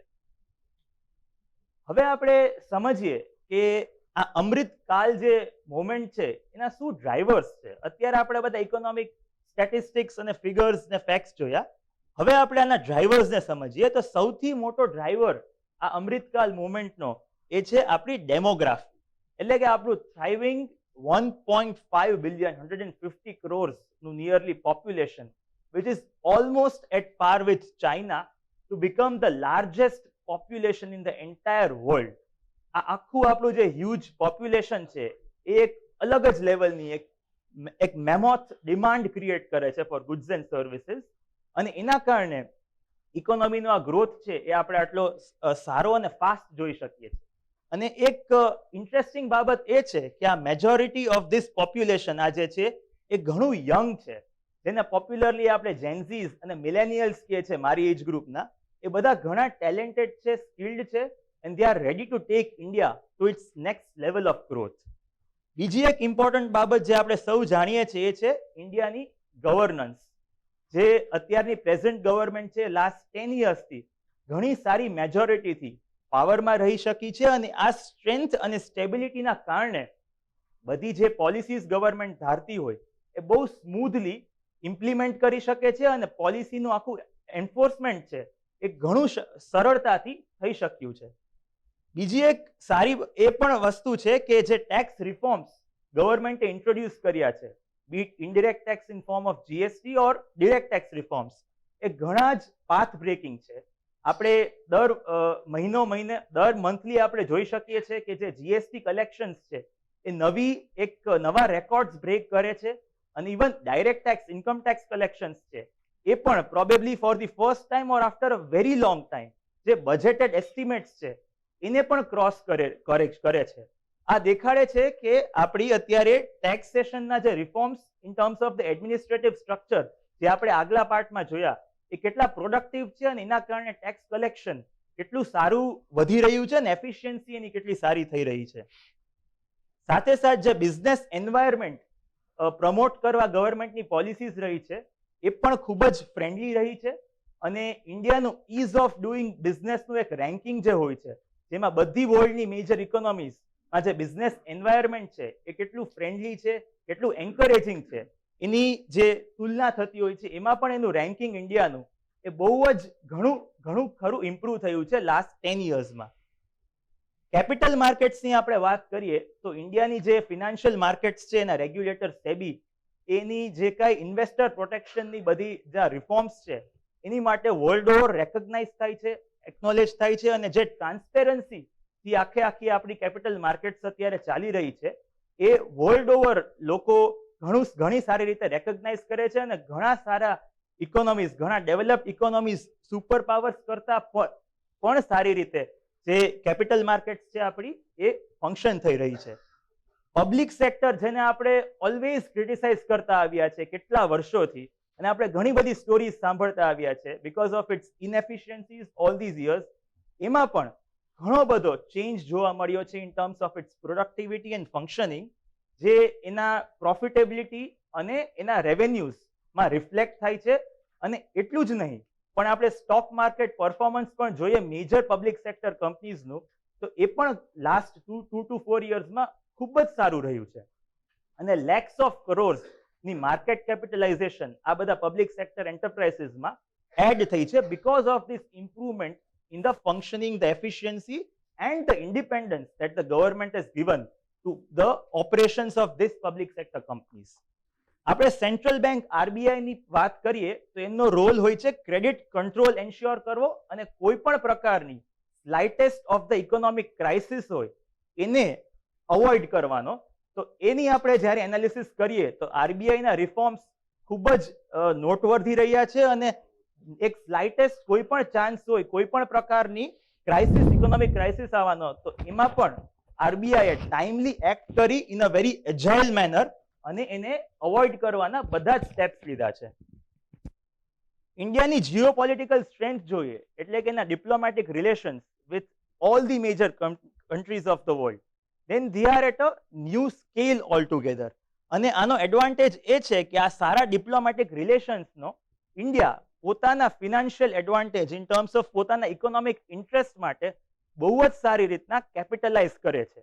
Just to give you an example, જ્યારે રશિયા અને યુક્રેન વચ્ચે એક કોન્ફ્લિક્ટ થયો હતો ત્યારે ઇન્ડિયા ચીપ ઓઇલ રશિયા પાસેથી બાય કરી શક્યું હતું અને at the same time US સાથે ખૂબ જ સારા રિલેશન્સ પણ જાળવી શક્યું હતું without having any kind of સેન્કશન્સ impose from US. Financialisation and digitisation આની કોઈ જ ચર્ચા કરવા જેવી નથી કારણ કે આપણે સૌ આજકાલ આ યુપીઆઈ ના ટ્રાન્ઝેક્શન્સના એરામાં રહીએ છીએ અને આ યુપીઆઈ ટ્રાન્ઝેક્શન્સ અને ઇન્ટરનેટ યુઝર બેઝ જે ઇન્ડિયાનું છે it is amongst the highest in the entire world.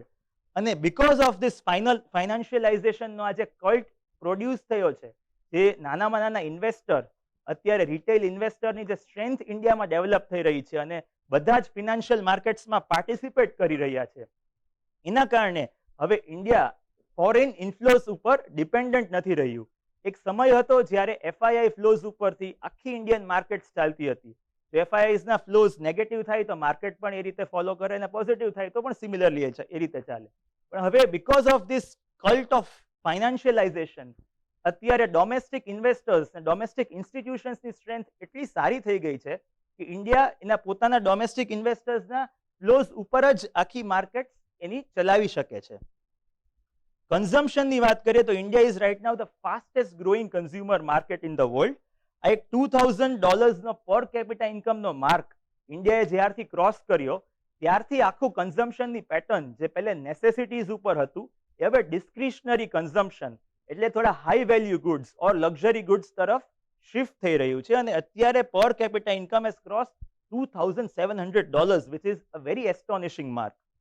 અને એક બીજી જોવા જેવી બાબત એ પણ છે કે આજે કન્ઝમ્પશન શિફ્ટ થઈ રહ્યું છે એ મેજર બધા અનઓર્ગેનાઇઝ સેક્ટરથી ઓર્ગેનાઇઝ સેક્ટર ટુવર્ડ્સ આખી માર્કેટ ડાયવર્ટ થઈ રહી છે, જે બહુ જ એક પોઝિટિવ સાઇન છે અને દેખાડે છે કે જે કાંઈ પણ સેવિંગ્સ થાય, જે કાંઈ પણ ફ્લોઝ આખી સાયકલમાં મૂવ થાય, એ બધા રીઇન્વેસ્ટ થાય અને ઇકોનોમીના ડેવલપમેન્ટ અને ફોર્મલાઇઝેશન ઓફ ધ ઇકોનોમી તરફ બધું આખી ચેનલાઇઝ થઈ શકે છે. ઇન્ફ્રાસ્ટ્રક્ચરની કોઈ વાત કરવા, કોઈ મારે પોઈન્ટ મેન્શન કરવાની જરૂર જ નથી, કારણ કે આપણે સૌ આપણી આસપાસ જોઈ રહ્યા છે the kind of infrastructure that is being developed across the country. એટલે રિમોટેસ્ટ ઓફ ધ લોકેશન્સ ઇન્ડિયામાં, કાશ્મીરથી લઈને કન્યાકુમારી સુધી, જે ઓલવેઝ નેગ્લેક્ટ થતા હતા, ત્યાં અત્યારે બિલિયન્સ ઓફ ડોલર્સનું ઇન્વેસ્ટમેન્ટ થઈ રહ્યું છે for developing railways, road infrastructure, airports and every other things that we can witness. અને એવા પણ ઘણા સ્ટેટિસ્ટિક્સ છે કે જો આ પેટર્નમાં નેક્સ્ટ 5 to 10 years ચાલે તો ઇન્ડિયાનું જે રોડ નેટવર્ક અને ઘણું બધું બીજું ઇન્ફ્રાસ્ટ્રક્ચર છે, it could become the best in the entire world. Make in India, make for the world, જે મેન્યુફેક્ચરિંગ સેક્ટરમાં લાસ્ટ 3 થી 4 વર્ષમાં આખું રિવાઇવલ આવી રહ્યું છે, એનું એક મેજર કારણ છે ચાઇના +1. અત્યાર સુધી બધા ફોરેન મલ્ટીનેશનલ્સ હતા એ પોતાના મેન્યુફેક્ચરિંગ માટે ચાઇના ઉપર ડિપેન્ડન્ટ હતા બિફોર કોવિડ. પણ આ જીઓપોલિટિકલ ટેન્શન્સ જે આવ્યા ચાઇનામાં આફ્ટર કોવિડ, અને જે ચાઇનાના રિલેશન્સ વર્લ્ડની મેજર ઇકોનોમી સાથે ડિસ્ટર્બ થયા, એનો મેજર એડવાન્ટેજ ઇન્ડિયા અને બીજી બધી એશિયન ઇકોનોમીઝને મળ્યો છે, કારણ કે ઘણું બધું મેન્યુફેક્ચરિંગ છે એ ચાઇનાથી શિફ્ટ થઈ અને ઇન્ડિયા અને બીજા કન્ટ્રીઝમાં ડાયવર્ટ થયું છે. અને સાથોસાથ ગવર્મેન્ટના initiatives in terms of PLI, production linked incentive schemes, Aatmanirbhar Bharat, એ પણ ખૂબ જ કમેન્ડેબલ છે અને એના કારણે ઇન્ડિયાના એક્સપોર્ટ્સ આ $450 બિલિયન ને પણ ક્રોસ કરી ચૂક્યા છે. અને પ્રાઇવેટ સેક્ટર પણ આ બધા જ રીઝન્સને લીધે એન્કરેજ થઈને વધારે ને વધારે ફંડ્સ, કેપેક્સ એટલે કે કેપિટલ એક્સપેન્ડિચરમાં ઇન્વેસ્ટ કરે છે, પ્લાન્ટ એન્ડ મશીનરીઝ ડેવલપ કરે છે અને ઇન્ડિયાને વર્લ્ડની આખી મેન્યુફેક્ચરિંગની વેલ્યુ ચેઇન છે એમાં એક ઇમ્પોર્ટન્ટ પાર્ટ મળે એવી રીતની ડિરેક્શનમાં મૂવ થઈ રહ્યો છે. આપણે આ તો સમજ્યા કે ઇન્ડિયા અમૃતકાલ મુવમેન્ટના બિગનિંગમાં કેમ છે અને એના આપણે ઘણી બધી ડિસ્કશન એનું કર્યું. હવે આપણે સમજીએ કે કોઈ NRI હોય એ કઈ રીતના આ અમૃતકાલ મુવમેન્ટમાં એકચ્યુઅલી પાર્ટિસિપેટ કરી શકે ને એનો બેનિફિટ મેળવી શકે. તો આ અમૃતકાલ મુવમેન્ટમાં પાર્ટિસિપેટ કરવાનો સૌથી simplest and the best manner is two invest in a equity mutual fund in India. હવે આખા કન્ટ્રીએ આ ફેક્ટ બહુ જ સારી રીતના એક્સેપ્ટ કરી લીધો છે કે equity mutual fund is the most simple and the convenient way of investing, which is why mutual fund industry today in India has crossed 50 lakh crore. અત્યારે ઇન્ડિયામાં 50 લાખ કરોડ રૂપીસથી પણ વધારે અમાઉન્ટ મ્યુચ્યુઅલ ફંડ્સમાં ઇન્વેસ્ટેડ છે. અને અમે જ્યારે પણ ઇન્ટરેક્ટ કરતા હોય NRIs સાથે તો ઘણા બધા લોકો ઇન્વેસ્ટ તો કરે છે મ્યુચ્યુઅલ ફંડ્સમાં, પણ અમારું ઓબ્ઝર્વેશન એવું રહ્યું છે કે એક રેન્ડમ બેઝિસમાં ઇન્વેસ્ટમેન્ટ થતું હોય છે અને ઘણા બધા NFOs, ન્યૂ ફંડ ઓફરિંગ્સમાં પણ થતું હોય છે. જો અમારો એમાં વ્યૂ એવો છે કે આ ઇન્વેસ્ટમેન્ટ એક વેલ ડિઝાઇન્ડ પોર્ટફોલિયોના ફોર્મમાં થવું જોઈએ, જે ડિઝાઇન કરવા પાછળ ઇન્વેસ્ટરની ફાઇનાન્શિયલ પ્રોફાઇલ, એની શું રિસ્ક ટેકિંગ એબિલિટી છે અને શું ગોલ્સ, શું ધ્યેયથી ઇન્વેસ્ટમેન્ટ કરે છે, એ બધા ધ્યાનમાં રાખવા ખૂબ જ જરૂરી છે. સાથે સાથે આ બધી કેટેગરીઝ છે મ્યુચ્યુઅલ ફંડની અલગ અલગ જેમાં ઇન્વેસ્ટમેન્ટ થઈ શકતું હોય છે, એમાં એક વેલ ડાયવર્સિફાઈડ પોર્ટફોલિયો બિલ્ડ કરવો જોઈએ, જેમાં બધી કેટેગરીઝનું એક અપ્રોપ્રિએટ લેવલનું એલોકેશન થઈ શકે, કારણ કે દરેક કેટેગરીનો એક ઇમ્પોર્ટન્ટ રોલ હોય છે પોર્ટફોલિયોના ગ્રોથમાં પ્લે કરવા માટે, તો એ ફૂલફિલ થઈ શકે. અને સાથે સાથે અસેટ મેનેજમેન્ટ કંપનીઝનું પણ કોન્સન્ટ્રેશન એક મેન્ટેન્ડ અને કેલિબ્રેટેડ મેનરમાં હોવું જોઈએ, જેથી કરીને એક કે બે અસેટ મેનેજમેન્ટ કંપનીઝમાં આખો પોર્ટફોલિયો લોપસાઇટેડ ઓર ટિલ્ટેડ ના થઈ જાય. અને આ ઇમ્પોર્ટન્ટ પેરામીટર્સ છે જે કોઈ પણ ફંડ્સના સિલેક્શનમાં ધ્યાનમાં રાખવા જોઈએ, જે છે ક્વાર્ટાઇલ પરફોર્મન્સ અને બેન્ચમાર્ક, જે કોઈ બેન્ચમાર્ક ઇન્ડેક્સ ફોલો કરતા હોય એની સાથે એનું કમ્પેરિઝન. આ બધા પોઈન્ટ્સને ધ્યાનમાં રાખીને always mutual fund portfolio create કરવો જોઈએ. બીજી એક method or way of participating in this Amritkaal movement આ પોર્ટફોલિયો મેનેજમેન્ટ સર્વિસીસ છે, જે પણ સિમિલરલી ઇન્ડિયાની ઇક્વિટી માર્કેટ્સમાં જ ઇન્વેસ્ટમેન્ટનો એક વેહિકલ છે. આ પોર્ટફોલિયો મેનેજમેન્ટ સર્વિસ છે, એ એક પોર્ટફોલિયો બિલ્ડ કરે છે ઇક્વિટી શેર્સનો, વેલ ડાયવર્સિફાઈડ સ્ટોક્સનો પોર્ટફોલિયો હોય છે, જે similarly as a mutual fund એક ફંડ મેનેજર મેનેજ કરતા હોય છે, અને it is run or the entire activity is carried by asset management company. NRI ના વ્યૂ પોઈન્ટથી જોઈએ તો આના અમુક એડવાન્ટેજીસ મારે હાઇલાઇટ કરવા છે પીએમએસના. સૌથી મોટો એડવાન્ટેજ એક એ છે કે યુએસએના ટેક્સ રેસિડન્ટ્સ માટે કોઈ પ્રકારનું નોશનલ ટેક્સેશન નથી થતું. મ્યુચ્યુઅલ ફંડ્સ આપણે જે જોયા પહેલાની સ્લાઇડમાં, એમાં અગર કોઈ યુએસ ટેક્સ રેસિડન્ટ ઇન્વેસ્ટ કરે છે ઇન્ડિયામાં, તો નોશનલ બેઝિસ ઉપર, એટલે કે અગર ગેઇન થયો પણ ના હોય, એટલે ઇન્વેસ્ટમેન્ટ સેલ ના કર્યા હોય અને ખાલી અનરિયલાઇઝ ગેઇન થયો હોય, તો પણ એના બેઝિસ ઉપર યુએસ ટેક્સ રેસિડન્ટે ટેક્સીસ પે કરવા પડતા હોય છે. જ્યારે એક પીએમએસના કેસમાં એ એવું પ્રકારનું નોશનલ ટેક્સેશન નથી થતું હતું. બીજો એક એડવાન્ટેજ એ છે કે બીકોઝ મ્યુચ્યુઅલ ફંડ એક પૂલ છે બધા જ ઇન્વેસ્ટર્સનો, એના કારણે બીજા કોઈ ઇન્વેસ્ટર્સના ઇનફ્લોઝ આવે અથવા આઉટફ્લોઝ આવે ઇન ફોર્મ ઓફ રિડમ્પશન્સ, તો આખા પોર્ટફોલિયો ઉપર ઇમ્પેક્ટ થતી હોય છે. એટલે જે પર્ટિક્યુલર આપણો પોર્ટફોલિયો હોય એમાં આપણે નવા પૈસા નાખ્યા ના હોય કે ઉપાડ્યા ના હોય, તો પણ બીજા ઇન્વેસ્ટર્સના ઇનફ્લોઝ ને આઉટફ્લોઝથી આપણા પોર્ટફોલિયો ઉપર એની ઇમ્પેક્ટ આવી શકતી હોય છે. જ્યારે પીએમએસના કેસમાં, because it is a distinct portfolio separately created with a unique demat account, એ બીજા ઇન્વેસ્ટર્સના કોઈ ફ્લોઝથી ઇમ્પેક્ટ નથી થતું. અને ત્રીજો એક એડવાન્ટેજ એ પણ છે કે બીકોઝ મ્યુચ્યુઅલ ફંડ એક રિટેલ ઇન્વેસ્ટરનું વ્હીકલ છે, એટલે થોડા રેગ્યુલેટરી રિસ્ટ્રિક્શન્સ વધારે છે, ઇન ધ સેન્સ કે અમુક સેક્ટરલ કેપ્સ છે, એટલે કોઈ સેક્ટરમાં અમુકથી વધારે એક્સપોઝર મ્યુચ્યુઅલ ફંડ સ્કીમ નથી લઈ શકતી. સ્ટોક સ્પેસિફિક કેપ્સ પણ હોય છે કે એક પર્ટિક્યુલર સ્ક્રિપ્ટમાં અમુકથી વધારેનું એલોકેશન નથી રાખી શકતી, જે પીએમએસના કેસમાં કમ્પેરેટિવલી ઓછા છે. એટલે થોડો concentrated portfolio in a few scripts portfolio manager build કરી શકે, અને થોડું એ રીતના પોતાની ચોઇસ પ્રમાણેનું એક એલોકેશનથી પોર્ટફોલિયો બિલ્ડ કરવાનું એને ઇન્ડિપેન્ડન્સ મળતું હોય છે. As per the SEBI regulatory requirement, પીએમએસની minimum ticket size 50 lakhs of rupees છે. આ બે આપણે રૂટ્સ જે સમજ્યા અત્યાર સુધી અમૃતકાલ મુવમેન્ટમાં પાર્ટિસિપેટ કરવાના, એ through the listed equity space હતા. એટલે જે કંપની સ્ટોક માર્કેટ ઉપર લિસ્ટેડ હોય એમાં પાર્ટિસિપેટ કરવાના વેઝ હતા. હવે આપણે સમજીએ કે એવી કંપનીઝમાં, એવી ઓપોર્ચ્યુનિટીઝમાં કઈ રીતે ઇન્વેસ્ટમેન્ટ થઈ શકે જે સ્ટોક માર્કેટ ઉપર લિસ્ટેડ નથી હજુ અને ફ્યુચરમાં લિસ્ટિંગ તરફ જવાના છે. તો આ છે investing in unlisted shares. Unlisted શેર્સમાં ઇન્વેસ્ટમેન્ટ કરવાનો ઓબ્જેક્ટિવ ઓર આઈડિયા બહુ જ સિમ્પલ છે, to catch them young and take the advantage of being the early mover.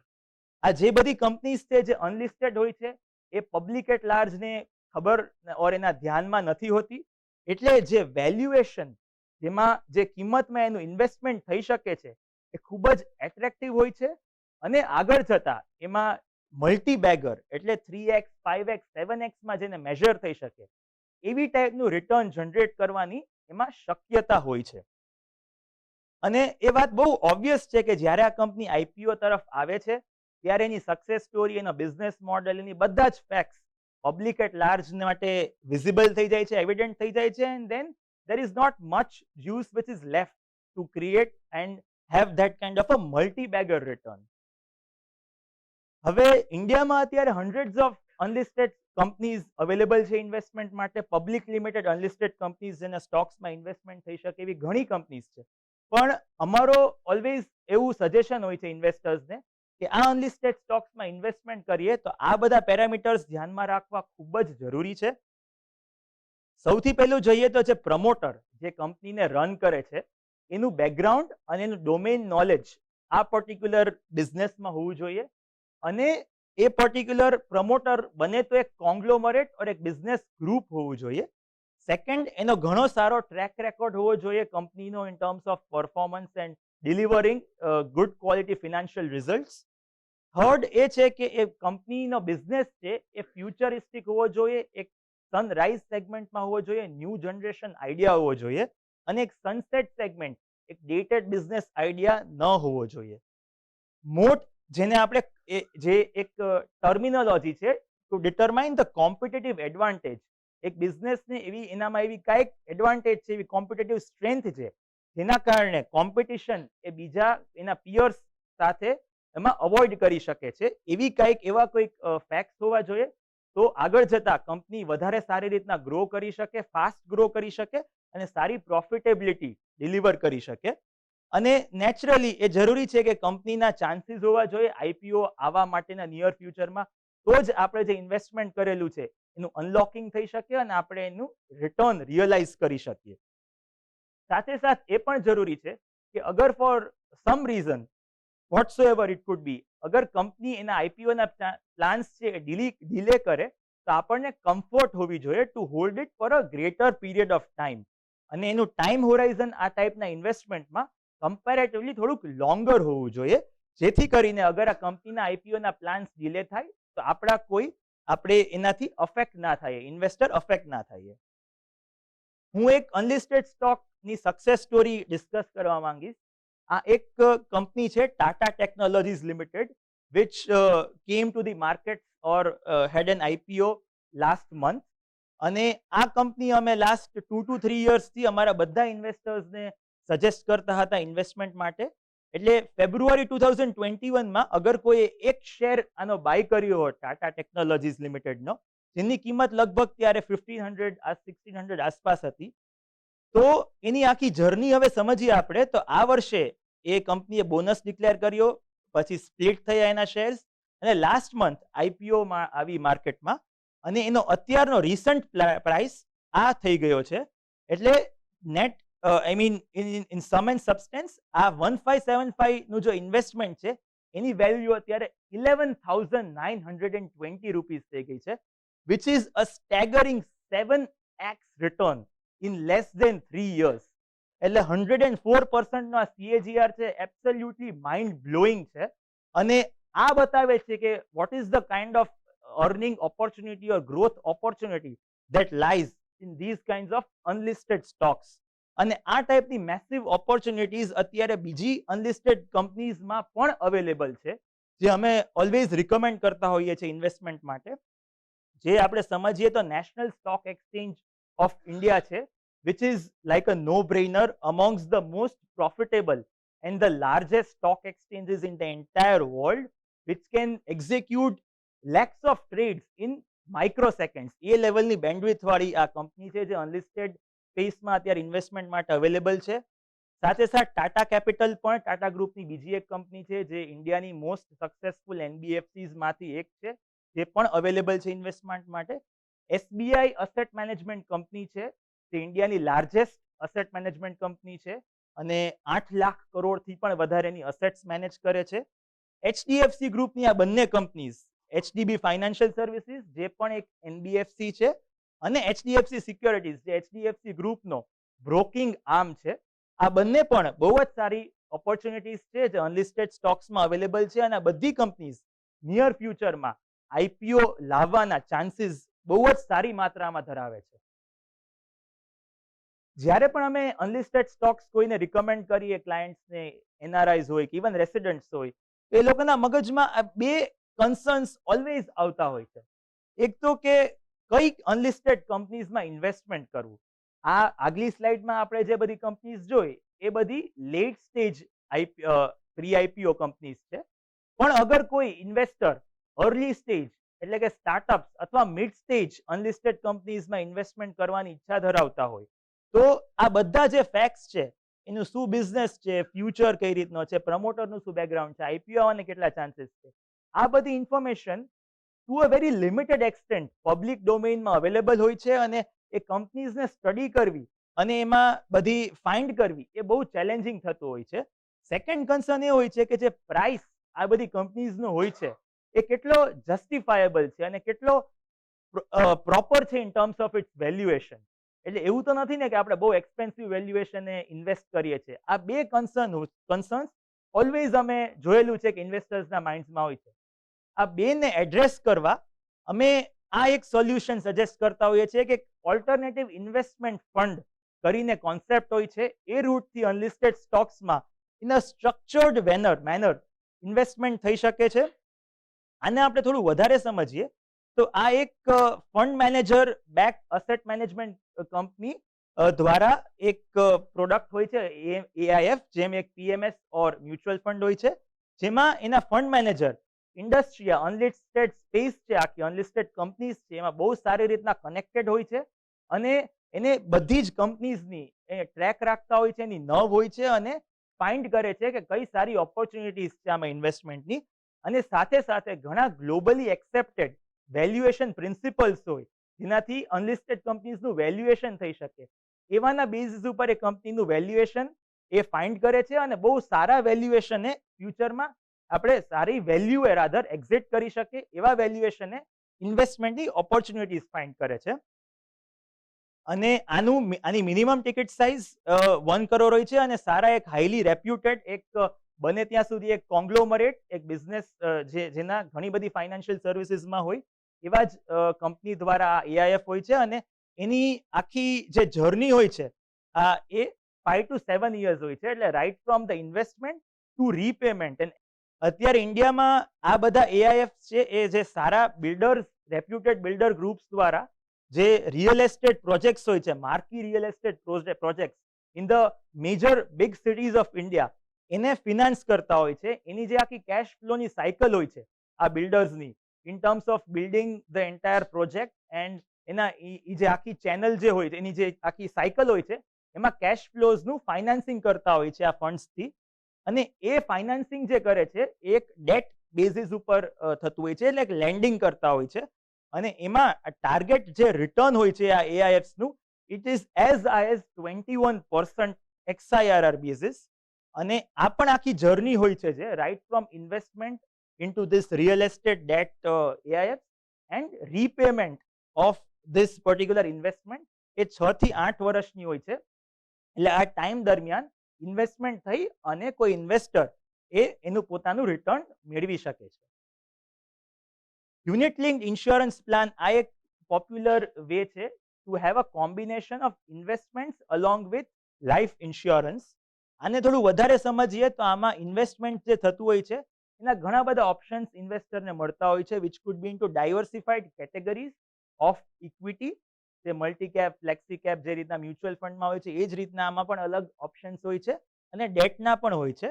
આનો એડવાન્ટેજ એ છે કે જે લાઈફ ઇન્સ્યોરન્સ કવર મળતું હોય છે આ યુલિપ પ્લાનમાં, એ અગર લોંગ ટેન્યોર સુધી યુલિપની પોલિસી હોલ્ડ કરીએ તો ખૂબ જ એટ્રેક્ટિવ થઈ જાય છે in terms of the cost.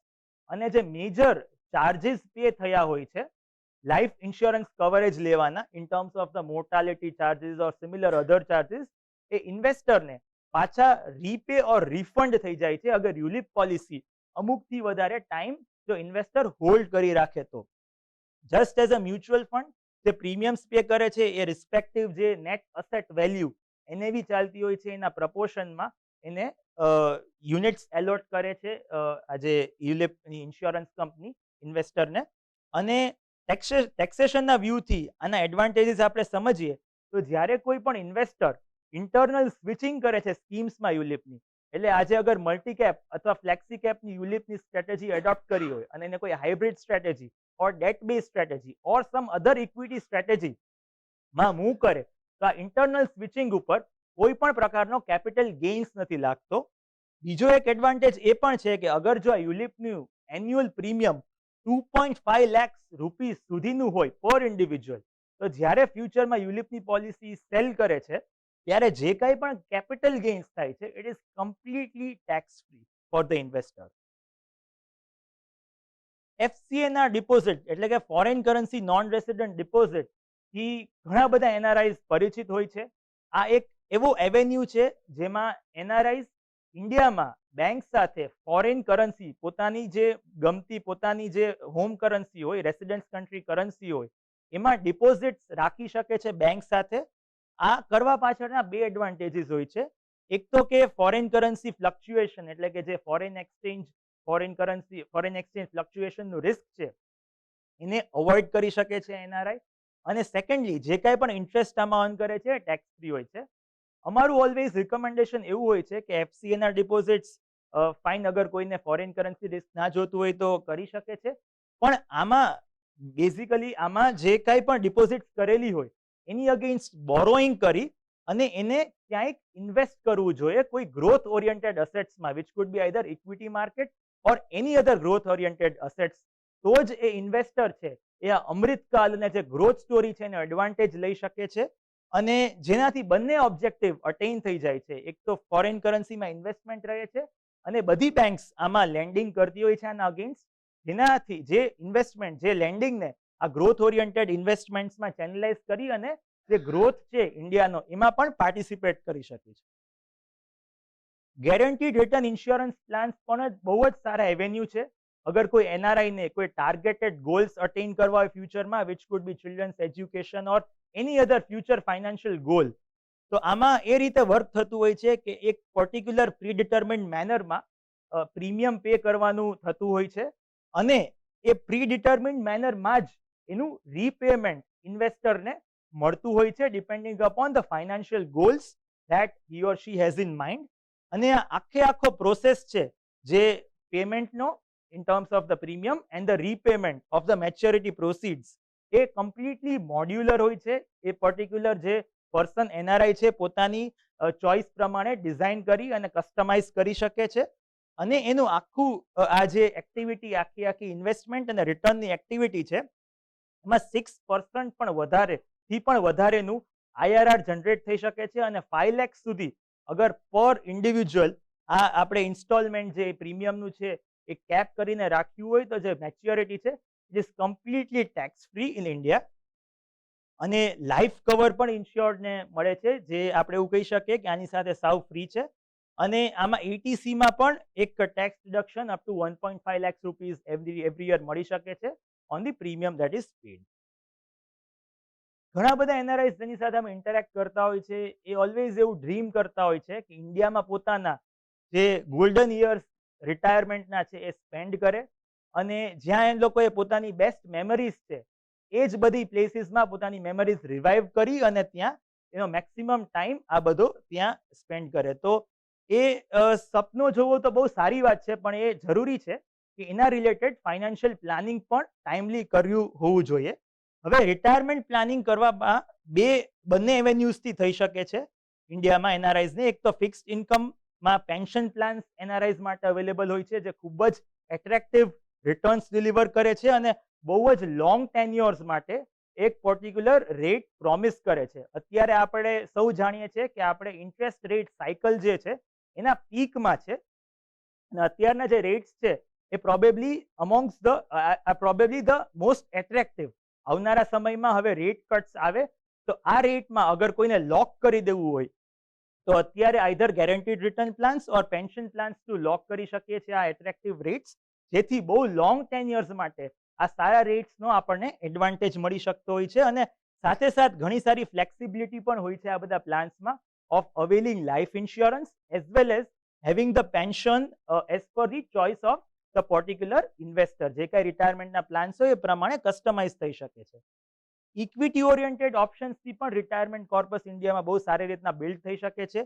જે એક્યુમ્યુલેશન ફેઝ હોય છે એનઆરઆઈનો, જ્યારે એ વેલ્થ જનરેટ કરતા, એટલે જ્યારે ઇન્કમ્સ જનરેટ કરતા હોય છે ત્યારે either SIP through or through lump sum investment equity mutual ફંડ્સમાં ઇન્વેસ્ટ કરી શકે છે. અને જ્યારે એ રિટાયરમેન્ટનો ફેઝ સ્ટાર્ટ થાય ત્યારે જેમ એસઆઈપી સિસ્ટમેટિક ઇન્વેસ્ટમેન્ટ પ્લાન હોય છે એ જ રીતના એનું રિવર્સ સિસ્ટમેટિક વિડ્રોઅલ પ્લાનથી આ બધા જે ફંડ્સ એ વિડ્રો કરી શકે છે. આ એસડબલ્યુપી થ્રુ વિડ્રો કરવાના ઘણા બધા એડવાન્ટેજીસ છે. નંબર 1 કે ટેક્સ એફિશિયન્સી બહુ સારી હોય છે, કારણ કે દર ઇન્વેસ્ટરને એવરી યર અપ ટુ 1 lakhના લોંગ ટર્મ કેપિટલ ગેઇન્સ જેની હોલ્ડિંગ પીરિયડ 1 yearથી વધારે રહી હોય છે એ કમ્પ્લીટલી ટેક્સ ફ્રી હોય છે. તો માત્ર ને માત્ર 1 lakh ઉપરના જે ગેઇન્સ છે વિડ્રોઅલના ટાઈમે એના જ ઉપર ટેક્સનો એને ટેક્સ પે કરવાનો આવતો હોય છે, અને એવરી યર નવી લિમિટ મળે છે. સેકન્ડલી એ ઘણું ફ્લેક્સિબલ હોય છે, એટલે જ્યારે પણ જે વિડ્રોઅલની અમાઉન્ટ છે એ ઘટાડવી હોય કે વધારવી હોય તો within a month A investor કરી શકતા હોય છે. અને થર્ડ એડવાન્ટેજ છે કે જે વિડ્રોઅલ તો ચાલતું જ હોય છે, પણ સાથે સાથે જે બેલેન્સ કોર્પસ છે જે એમનું એમ છે એ ઇક્વિટી માર્કેટ સાથે, ઇન્ડિયન ઇકોનોમી સાથે ગ્રો થતું રહે. આ પહેલા પાર્ટમાં આપણે સમજ્યા કે કેમ આપણે અમૃતકાલ મુવમેન્ટમાં છે. સેકન્ડ પાર્ટમાં સમજ્યા કે આપણે કઈ રીતે અમૃતકાલમાં પાર્ટિસિપેટ કરી શકીએ છીએ. અને હવે આપણે સમજીએ કે આ અમૃતકાલમાં અગર પાર્ટિસિપેટ કરીએ તો આપણે કઈ રીતના સક્સેસફુલી નેવિગેટ કરી શકીએ અને ઇમર્જ થઈ શકે out of this entire journey. અને એમાં અમે ઘણા બધા પ્રેક્ટિકલ એક્સપિરિયન્સીસ જે અમે ફેસ કરતા હોઈએ છીએ એનઆરઆઈ સાથે એ શેર કરવા માંગશું. સૌથી પહેલે કોમનલી આ ક્વેશ્ચન અમને હોય છે કે એનઆરઆઈ ઇન્ડિયામાં રિયલ એસ્ટેટમાં મિનિંગફુલી કે ઇન્વેસ્ટ કરવું જોઈએ. ઘણા બધા રેસિડન્ટ્સને એવું સજેસ્ટ કરતા હોય છે કે એના રિયલ એસ્ટેટમાં પણ ઇન્વેસ્ટ કરવું જોઈએ. ઇટ ઇઝ ફાઇન અગર ઘણા બધા એનઆરઆઈસ કરતા હોય છે ઇન્ડિયામાં રિયલ એસ્ટેટમાં ઇન્વેસ્ટ, પણ એમાં અમુક ચેલેન્જીસ જે આપણે ફેસ કરીએ છીએ આ રિયલ એસ્ટેટ ઇન્વેસ્ટમેન્ટમાં એ પણ સાથે મગજમાં રાખવા અને ધ્યાનમાં રાખવા બહુ જ જરૂરી છે. એની થોડી વાતો કરીએ તો સૌથી first and the foremost challenge is liquidity. આપણે સૌ જાણીએ છીએ કે રિયલ એસ્ટેટ એક એવી અસેટ ક્લાસ છે જે લિક્વિડ નથી, તેને ડિસ્પોઝ કરવા માટે ઘણો બધો ટાઈમ એફર્ટ્સ જરૂરી હોય છે, એટલે એ એક એનઆરઆઈઝ માટે ચેલેન્જિંગ હોય છે. Second is management. આ રિયલ એસ્ટેટ પ્રોપર્ટીનું સેફ કીપિંગ કરવું, એને મેન્ટેન કરવી એ પણ ખૂબ જ જરૂરી છે. અને આ લિક્વિડિટી એન્ડ મેનેજમેન્ટ છે એ એનઆરઆઈઝ માટે, because they are not in India majority of the time, it becomes a very big challenge and hassle for them. પછી આખો જે પ્રોસેસ છે of investing, disinvesting and remitting the proceeds whatever are realized out of selling these real estate properties, એ બધું possible છે from the legal stand point as well as the operational stand point, જે આપણે આગલા પાર્ટમાં સમજ્યા. પણ એ વસ્તુ એ fact છે કે it requires a lot of time and effort. અને અમારું જે કાંઈ પણ ઇન્ટરેક્શન રહે છે એનઆરઆઈ સાથે એમાં અમે એવું ઓબ્ઝર્વ કરતા હોય છે જનરલી કે જે નેક્સ્ટ જનરેશન છે એનઆરઆઈઝની, they do not intend to settle back in India or relocate to India by any chance, and also visiting India frequently for them could be a tedious affair. એટલે best એ જ છે કે અગર કોઈ લેગસીમાં પણ assets છોડતા હોય એનઆરઆઈસ તો એ રિયલ એસ્ટેટ પ્રોપર્ટીઝ બને ત્યાં સુધી ન છોડે અને બધું ક્લિયર ઓફ કરી દે, જેથી કરીને નેક્સ્ટ જનરેશનને આખી પ્રોસેસ કરવાનો બર્ડન ના આવે. બેસ્ટ વે, જો અગર કોઈને ઇન્વેસ્ટ કરવું જ છે રિયલ એસ્ટેટમાં તો એક રીઝન હોય તો કરી શકે છે એવું અમારો વ્યૂ હોય છે, which is four self use. અને આ બધા કારણસર અમારો એવો ઓલવેઝ ઓપિનિયન હોય છે કે it is better to invest in financial assets rather than real estate, because it is liquid. On click of buttons funds can be remitted to any part of the world. અને એ appreciation view પોઈન્ટથી પણ આપણે જે અત્યારે અમૃતકાલનો best benefit છે financial અસેટ્સમાં, ગ્રોથ ઓરિએન્ટેડ અસેટ્સમાં લઈ શકીએ છીએ. હવે આપણે એવી રીતે સમજીએ કે એક ઇન્વેસ્ટમેન્ટ ઇન્ડિયામાં એનઆરઆઈએ કરેલું હોય તો એને કઈ રીતના ઇવેલ્યુએટ કરવું જોઈએ, શું મગજમાં ધ્યાન રાખવું જોઈએ. સૌથી પહેલો આસ્પેક્ટ છે કે ટેક્સેશન. હવે ઇન્ડિયામાં કોઈ પણ ઇન્વેસ્ટમેન્ટ કરેલું હોય તો આપણે જેમ સમજ્યા એમ એ જ્યારે પણ ગેઇન્સ રિયલાઇઝ થશે ત્યારે it would be subject to tax in India, and similarly it would also B tax in the residence country, કારણ કે એનઆરએસ ત્યાંના ટેક્સ રેસિડન્ટ્સ છે અને એની ગ્લોબલ ઇન્કમ એ જે તે કન્ટ્રીમાં ટેક્સ થશે અને એમને જે કાંઈ પણ ઇન્ડિયામાં ટેક્સ પે થયા હશે એમની એને ત્યાં ક્રેડિટ મળી જશે under the double taxation avoidance agreement. એટલે જ્યારે પણ અમે આ વસ્તુ વાત કરતા હોય એનઆરઆઈ સાથે, આખો પ્રોસેસ સમજાવતા હોય, તો એમનું ઓલવેઝ એવો એક એના મગજમાં એક કન્સર્ન હોય છે કે આ બરાબર, આ તમે જે વાત કરો છો ઇન્વેસ્ટમેન્ટની એ તો સાચી, પણ મારા જે રેસિડન્સ કન્ટ્રી છે એમાં મારો અત્યારે ટેક્સ રેટ છે એ બહુ જ હાઈ છે, 30-40% ઓર ઇવન મોર દેન દેટ. એટલી મારી રેટ ઓફ ટેક્સ હોય છે ઇફેક્ટિવ, તો મારું જે નેટ ઓફ ટેક્સ રિટર્ન છે એ ઘણું ઓછું થઈ જાય છે. તો અમારો ઓલવેઝ આન્સર એવો હોય છે કે ટેક્સનો રેટ છે ઇટ ઇઝ ન્યુટ્રલ. તમે તમારા residence country UK, US, Australia જ્યાં પણ ઇન્વેસ્ટ કરશો ત્યાં ગેઇન્સ થશે કે ઇન્ડિયામાં થશે, એ ટેક્સેશન છે તમારે ફેસ કરવું જ પડશે. That is inevitable. અને અમારું રિકમેન્ડેશન પણ એવું જ હોય છે કે try to be tax compliant to the extent possible. પણ આપણે જોવાનું એ છે કે પ્રી ટેક્સ રિટર્ન એટલે કે જે નોમિનલ રિટર્ન છે, કોઈ પણ પ્રકારના એક્સપેન્સીસ ટેક્સીસ બાદ કર્યા પહેલા, એ ક્યાં હાઈએસ્ટ છે. That should be the place where we should be investing majority of our corpus. એ જો ઇન્ડિયામાં હાઈ હોય ઓર એ લોકોને બીજે પણ ક્યાંય ઇમર્જિંગ માર્કેટ એવી લાગતી હોય છે, અત્યારે શક્ય નથી પણ એ રીતે લાગતી હોય કે જ્યાં પ્રી ટેક્સ રિટર્ન છે એ સૌથી હાઈ છે, એ પર્ટિક્યુલર કન્ટ્રીમાં, એ પર્ટિક્યુલર ઇકોનોમીમાં ઇન્વેસ્ટમેન્ટ કરવું જોઈએ, કારણ કે ટેક્સેશન છે એ ન્યુટ્રલ છે અક્રોસ ધ વર્લ્ડ. અને ઇન્ડિયામાં આપણે જોઈએ તો એડવાન્ટેજીસ એ છે કે રેટ ઓફ ટેક્સ છે એ ફ્લેટ છે ફિનાન્શિયલ ઇન્વેસ્ટમેન્ટ્સ માટે, અને એના જે કાંઈ પણ કોમ્પ્લાયન્સીસ છે આ ટેક્સેશનના એ બધા હવે ફેસલેસ થઈ ગયા છે, અને બહુ જ સ્મૂધલી બધું અસેસમેન્ટ ટેક્સ કોમ્પ્લાયન્સીસ એ બધું થઈ શકે છે હવે. બીજો એક મેજર કન્સર્ન એનઆરઆઈઝ ને હોય છે કે ટેક્સેશન બરાબર છે, હવે રિપેટ્રિએશન અમારે જ્યારે ફંડ્સ રેમિટ કરવા હોય, પાછા જોતા હોય, કારણ કે અલ્ટિમેટલી યુટિલાઇઝેશન છે એ તો અમારે અમારા રેસિડેન્સ કન્ટ્રીમાં જ કરવાનું થશે, ઓર અમારા નેક્સ્ટ જનરેશન કે અમારા સક્સેસર્સને કરવાનું થશે. તો એમાં પણ અત્યારે રિપેટ્રિએશન આપણે જે આગલા પાર્ટમાં પણ સમજ્યા એ હવે ઘણું સીમલેસ થઈ ગયું છે, અને જ્યારે આ બધા ફંડ્સ જે ઇન્વેસ્ટ થયા છે એનો સોર્સ એ આઉટસાઇડ ઇન્ડિયા હોય અને directly NRE bank account through route કરીને ઇન્વેસ્ટમેન્ટ કરેલા હોય છે, ત્યારે બહુ જ seamlessly without any kind of major procedures or approvals within click of few buttons એ ડિરેક્ટલી એનઆરઈ અકાઉન્ટમાં જઈ અને પાછા પોતાના residence country or any part of the વર્લ્ડમાં બધા ટ્રાન્સફર થઈ શકે છે. અને ઇવન અગર કોઈ એવા ઇન્વેસ્ટમેન્ટ કરેલા હોય જે ઇન્ડિયામાં એનઆરઈ અકાઉન્ટથી પરમિસિબલ નથી, જેમ કે અનલિસ્ટેડ સ્ટોક્સ છે, ઓર એ ઇન્વેસ્ટમેન્ટ ત્યારે થયેલા હોય જ્યારે એનઆરઆઈસ પોતે રેસિડન્ટ હતા અને હવે એનઆરઓ બેંક અકાઉન્ટમાં આવે છે, એટલે એ પણ બધી પ્રકારના ઇન્વેસ્ટમેન્ટ છે એ એનઆરઓ થી એનઆરઈ બેંક અકાઉન્ટમાં બહુ જ seamlessly after completion of certain procedures એ બધા ટ્રાન્સફર થઈ શકે છે to the extent of $1 million per person per year. અમે ડે ઇન ડે આઉટ ઘણા બધાને આ રીતના ટ્રાન્સફર કરાવતા હોઈએ છીએ, અને બહુ જ સિમ્પલની પ્રોસિજર છે, એટલે એના એ ફંડ્સનું પણ રિપેટ્રિએશન કરવું ઘણું કન્વિનિયન્ટ થઈ ગયું છે.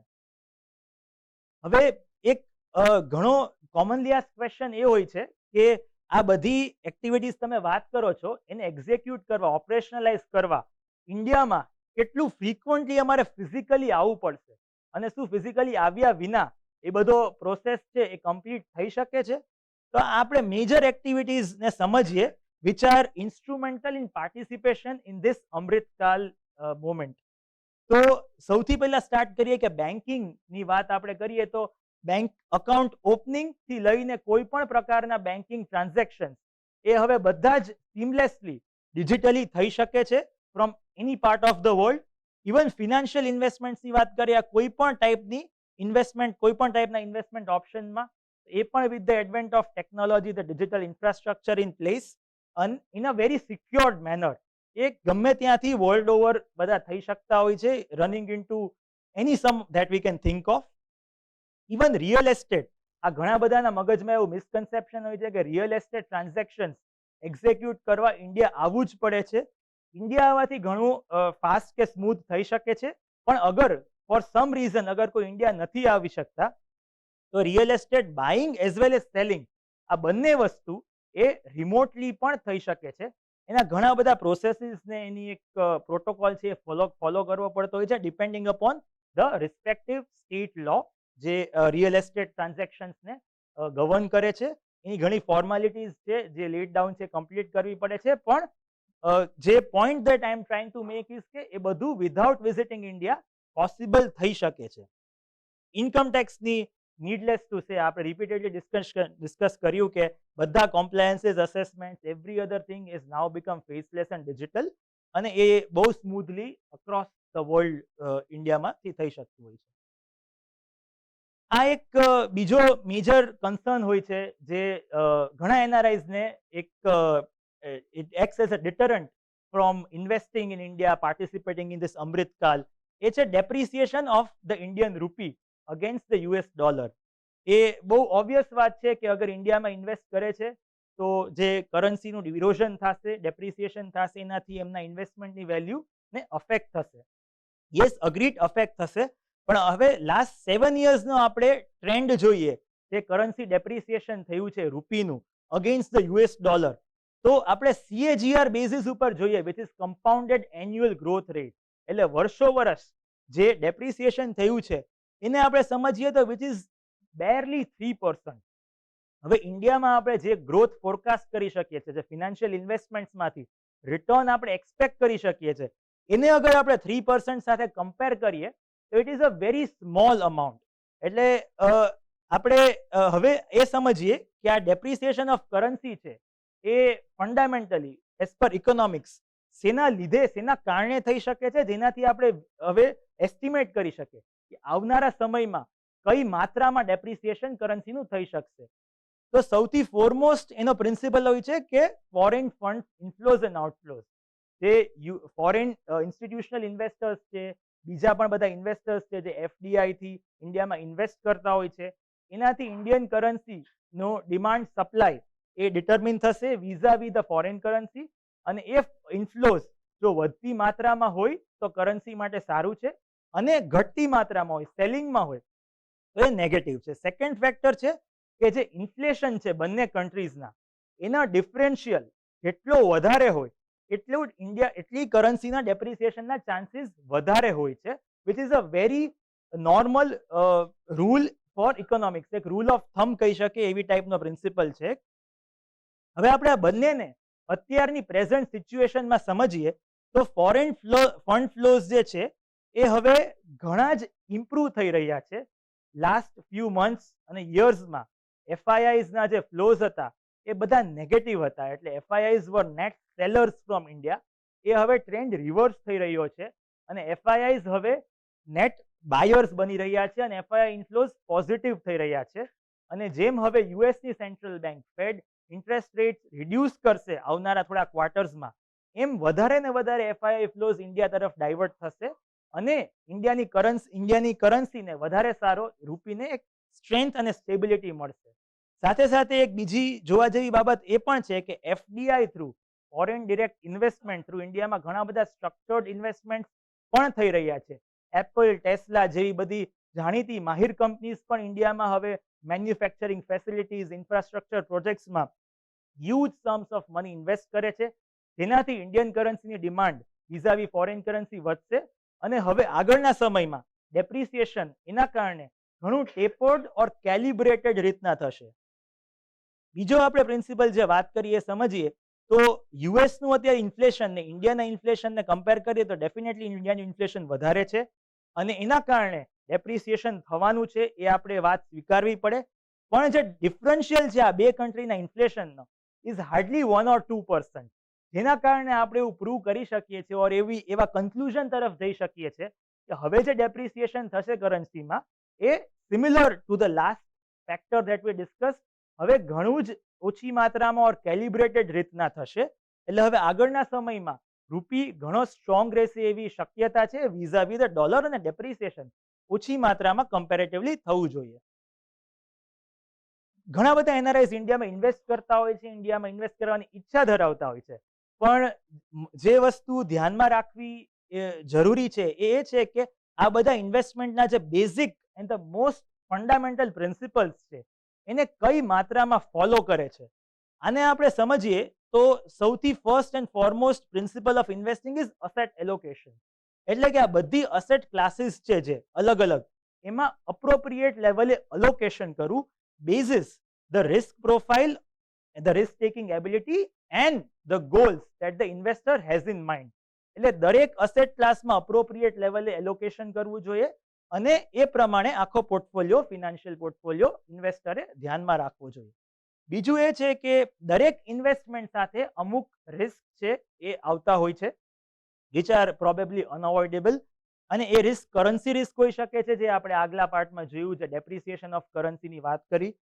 કન્ટ્રી રિસ્ક હોઈ શકે છે, ઇન્ડિયાના ફંડામેન્ટલ્સ, ઇન્ડિયાની પોતાની એક જે આખી ફેક્ટ્સ અને બધા અમુક જે એના ફેક્ટ્સ છે એના અમુક ખ્યાલ છે એમાં પાર્ટિસિપેટ કરી શકીએ. અને last but not the least, goal oriented planning છે. આપણે બાય એન્ડ લાર્જ સૌ સમજીએ છીએ, સૌ એના યુટ્યુબ વિડીયોઝ ને બધું એની ઘણી બધી ડેટા અને એનો ઇન્ફોર્મેશન થી પરિચિત હોય છે, પણ ધ્યાનમાં રાખવું જરૂરી એ છે કે આ ગોલ ઓરિએન્ટેડ પ્લાનિંગ છે, it is a dynamic process.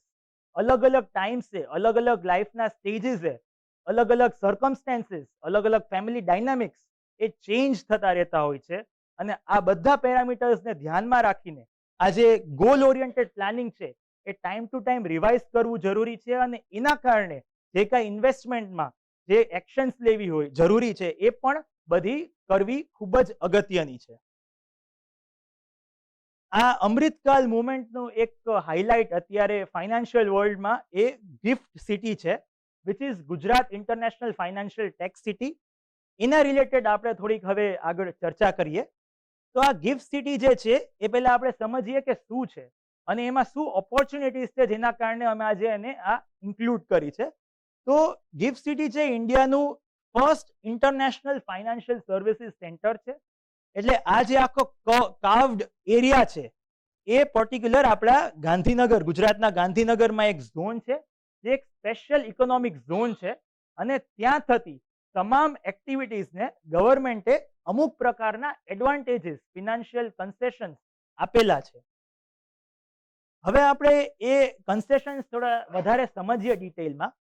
તો આ જે આખો ઝોન છે, જે સ્પેશિયલ ઇકોનોમિક ઝોન છે, જે ગિફ્ટ સિટી જેને કહીએ છીએ આપણે, એમાં કોઈ પણ પ્રકારના એક્સચેન્જ કંટ્રોલ રેગ્યુલેશન, એટલે કે આ જે ફોરેન એક્સચેન્જ મેનેજમેન્ટ એક્ટ છે, જે સૌ એનઆરઆઈઝ ને in one or the other way affect કરતો હોય છે, એ બિલકુલ અપ્લાય નથી થતો. અને આખો ઝોન છે જે gift સિટીનો, it is not subject to this particular law. However, it is important to note that the other laws, all these laws are applicable. Income tax law છે એ જે અહીંયા બાકીના ઇન્ડિયામાં અપ્લાય થાય છે એ જ રીતના ગિફ્ટ સિટીમાં થાય છે. પણ અમુક સ્પેશિયલ એક્ઝેમ્પશન, અમુક સ્પેશિયલ ટેક્સ બેનિફિટ્સ ગવર્મેન્ટે અલગ અલગ કન્ડિશન્સ ફૂલફિલ કરવા અલગ અલગ કેટેગરી ઓફ પર્સન્સને એમાં આપેલા હોય છે. અને બીજા બધા બિઝનેસ લોસ છે, company law, all these laws, they are fully applicable. હવે આ ગિફ્ટ સિટી જે છે એ જે મેં તમને આખો મેપ બતાવ્યો એ પર્ટિક્યુલર એરિયાને એસઈઝેડ કે છે, એટલે સ્પેશિયલ ઇકોનોમિક ઝોન, જેમાં ગવર્મેન્ટ આ બધી પ્રકારની એક્ટિવિટીઝ એન્કરેજ કરવા માંગે છે. અને બાકીનો જે એરિયા છે which is outside this carved zone, એ ડોમેસ્ટિક ટેરિફ એરિયા છે, which is like any other place across India, જેમાં કોઈ પ્રકારના કન્સેશન્સ કે બેનિફિટ્સ આપવામાં આવ્યા નથી. આજે આપણે હવે આગળ જતા આ બે એક્ટિવિટી છે, અસેટ મેનેજમેન્ટ અને બેન્કિંગ, જે કોઈ પણ ઇન્વેસ્ટરના પર્સપેક્ટિવથી જોઈએ તો એને અફેક્ટ થતી હોય, માત્ર એનું ડિસ્કશન કરશું, જેથી આપણે ઇન્વેસ્ટમેન્ટના એંગલથી આખે આખું 360 ડિગ્રી એની ઇન્ફોર્મેશન મેળવી શકે. એટલે બીજી પ્રકારની એક્ટિવિટીઝ, મેન્યુફેક્ચરિંગ હોય કે ટ્રેડિંગ હોય કે કાંઈ પણ હોય, એને કોઈ ગિફ્ટ સિટી સાથે સંબંધ નથી. It is purely to develop and promote financial services. આ આઈએફએસસી એક ઓથોરિટી છે જે આખે આખી ગિફ્ટ સિટી અને આઈએફએસસી છે એને એમાં લોસ ફોર્મ્યુલેટ કરે છે, અને એની એક ગવર્મેન્ટ એક સેન્ટ્રલાઇઝ ઓથોરિટી બનાવી છે. અને બહુ એક એન્કરેજિંગ સ્ટેપ એવો ગવર્મેન્ટે લીધો છે કે આ બધી જે અલગ અલગ રેગ્યુલેટર્સ છે બધા, જેને કોઈ પણ ઇન્વેસ્ટરની ઇન્વેસ્ટમેન્ટ પ્રોસેસ સાથે એમાં કોઈને કોઈ રીતના એને અફેક્ટ થતા હોય છે, એ બધાને ગવર્મેન્ટે યુનિફાઈ કરીને વન સિંગલ રેગ્યુલેટરને પાવર્સ આપ્યા છે to formulate laws and to act as a competent authority for all kinds of approvals or permissions that someone seeks to have some kind of financial activity in the GIFT City. આ GIFT સિટીમાં એક બીજો interesting એક concept છે જે હું discuss કરવા માંગીશ. આ જે હવે આપણે ઇન્વેસ્ટરને શું બેનિફિટ થઈ શકે એ તો આગળ સમજશું, પણ એક આ કોન્સેપ્ટ છે જેને ફેમિલી ઇન્વેસ્ટમેન્ટ ફંડ કહે છે, જે બહુ પોપ્યુલર છે અક્રોસ ધ વર્લ્ડ.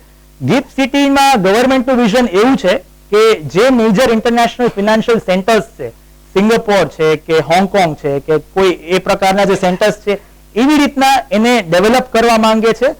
અને ત્યાં ઘણી બધી ફેમિલી ઓફિસીસ જે હોય છે જે આ બધા સેન્ટર્સમાં, એટલે કે એક ફેમિલી જેનો આખે આખું કોર્પસ, આખે આખું એનું ઇન્વેસ્ટમેન્ટ ને complete pool of capital that they have, એને આ ફોર્મલ સ્ટ્રક્ચર થ્રુ એફઆઈએફ માં મેનેજ થઈ શકે છે. આ એક એફઆઈએફ છે એક સિંગલ ફેમિલીના હોવા જોઈએ છે, એનું મિનિમમ કોર્પસ જે એક્યુમ્યુલેટ કરી શકે અને તે અમુક બેનિફિટ્સ લઈ શકે છે એના, જે હું આગળ જતા ડિસ્કસ કરીશ. એની સાઇઝ $10 million હોય છે, એટલે એપ્રોક્સિમેટલી 80-85 કરોડ રૂપીસ, જે અરાઉન્ડ 3 yearsમાં એક્યુમ્યુલેટ કરવાના થતા હોય છે.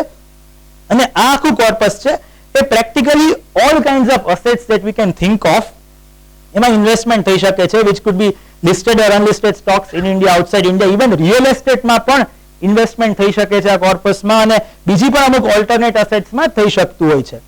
હવે આપણે સમજીએ કે આ એફઆઈએફ ક્રિએટ કરી આટલું મોટું કોર્પસ ઊભું કરી અને શું એડવાન્ટેજ મળી શકે છે આપણે. તો જે એડવાન્ટેજીસની હું પહેલા વાત કરું તો બહુ જ મેજર અને રિમાર્કેબલ એડવાન્ટેજ જે ગવર્મેન્ટે આપ્યો છે એ એવો છે કે in the first 15 years after setting up this FIF, all kinds of income tax which could arise from investment incomes, which could be say capital gains, dividend, interest, જે કાંઈ પણ આપણે વિચારી શકીએ જે આ કોર્પસ છે એમાંથી ઇન્કમ થતી હોય એ કમ્પ્લીટલી ટેક્સ ફ્રી છે ફોર 10 consecutive years. એટલે પેલા 15 વર્ષમાંથી કોઈ પણ સળંગના 10 વર્ષ એ કોઈ પણ પ્રકારની ઇન્વેસ્ટમેન્ટની ઇન્કમ થતી હોય એ કમ્પ્લીટલી એમાં ટેક્સ હોલિડે ગવર્મેન્ટે આપ્યો છે. અને સાથે સાથે જીએસટી જે સર્વિસીસ ઉપર એને લેવી થતો આવી છે એમાં પણ ગવર્મેન્ટે કમ્પ્લીટલી છૂટ આપી છે અને કોઈ પ્રકારનો જીએસટી પણ અપ્લાય નહીં થાય. સાથે સાથે આ ઇન્વેસ્ટમેન્ટ કર્યા પછી એના ઇન્વેસ્ટમેન્ટ્સને લેવરેજ કરી એને પ્લેજ કરી એના અગેન્સ્ટ બોરોઈંગ પણ કરી શકે છે ફેમિલી ઇન્વેસ્ટમેન્ટ ફંડ, અને એને પણ ક્યાંક બીજી જગ્યાએ ઇન્વેસ્ટ કરી શકે છે.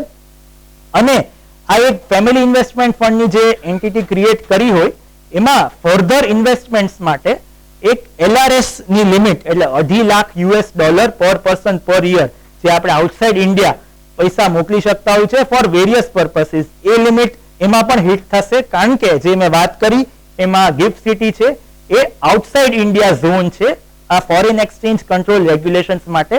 એટલે $2.5 ની કેપમાં એડિશનલ ફંડિંગ એમાં કરી શકાતું હોય છે. અને કોઈ અગર ફેમિલીની એન્ટિટી હોય, કોઈ LLP હોય કે પ્રાઇવેટ લિમિટેડ કંપની હોય કે ટ્રસ્ટ હોય તો એમાં ઘણી વધારે માત્રામાં આનું ફંડિંગ થઈ શકતું હોય છે. કારણ કે એમાં LRS નહીં પણ બીજા overseas direct investment, overseas portfolio ઇન્વેસ્ટમેન્ટના રેગ્યુલેશન્સ અપ્લાય થાય છે જેમાં નેટવર્થના અમુક પર્સન્ટેજ એન્ટિટીની નેટવર્થના અમુક પર્સન્ટેજ આમાં મોકલી શકાતા હોય છે. એટલે ઘણી વધારે માત્રામાં આ FIFમાં એ એન્ટિટીઝ થ્રુ ઇન્વેસ્ટમેન્ટ થઈ શકે છે.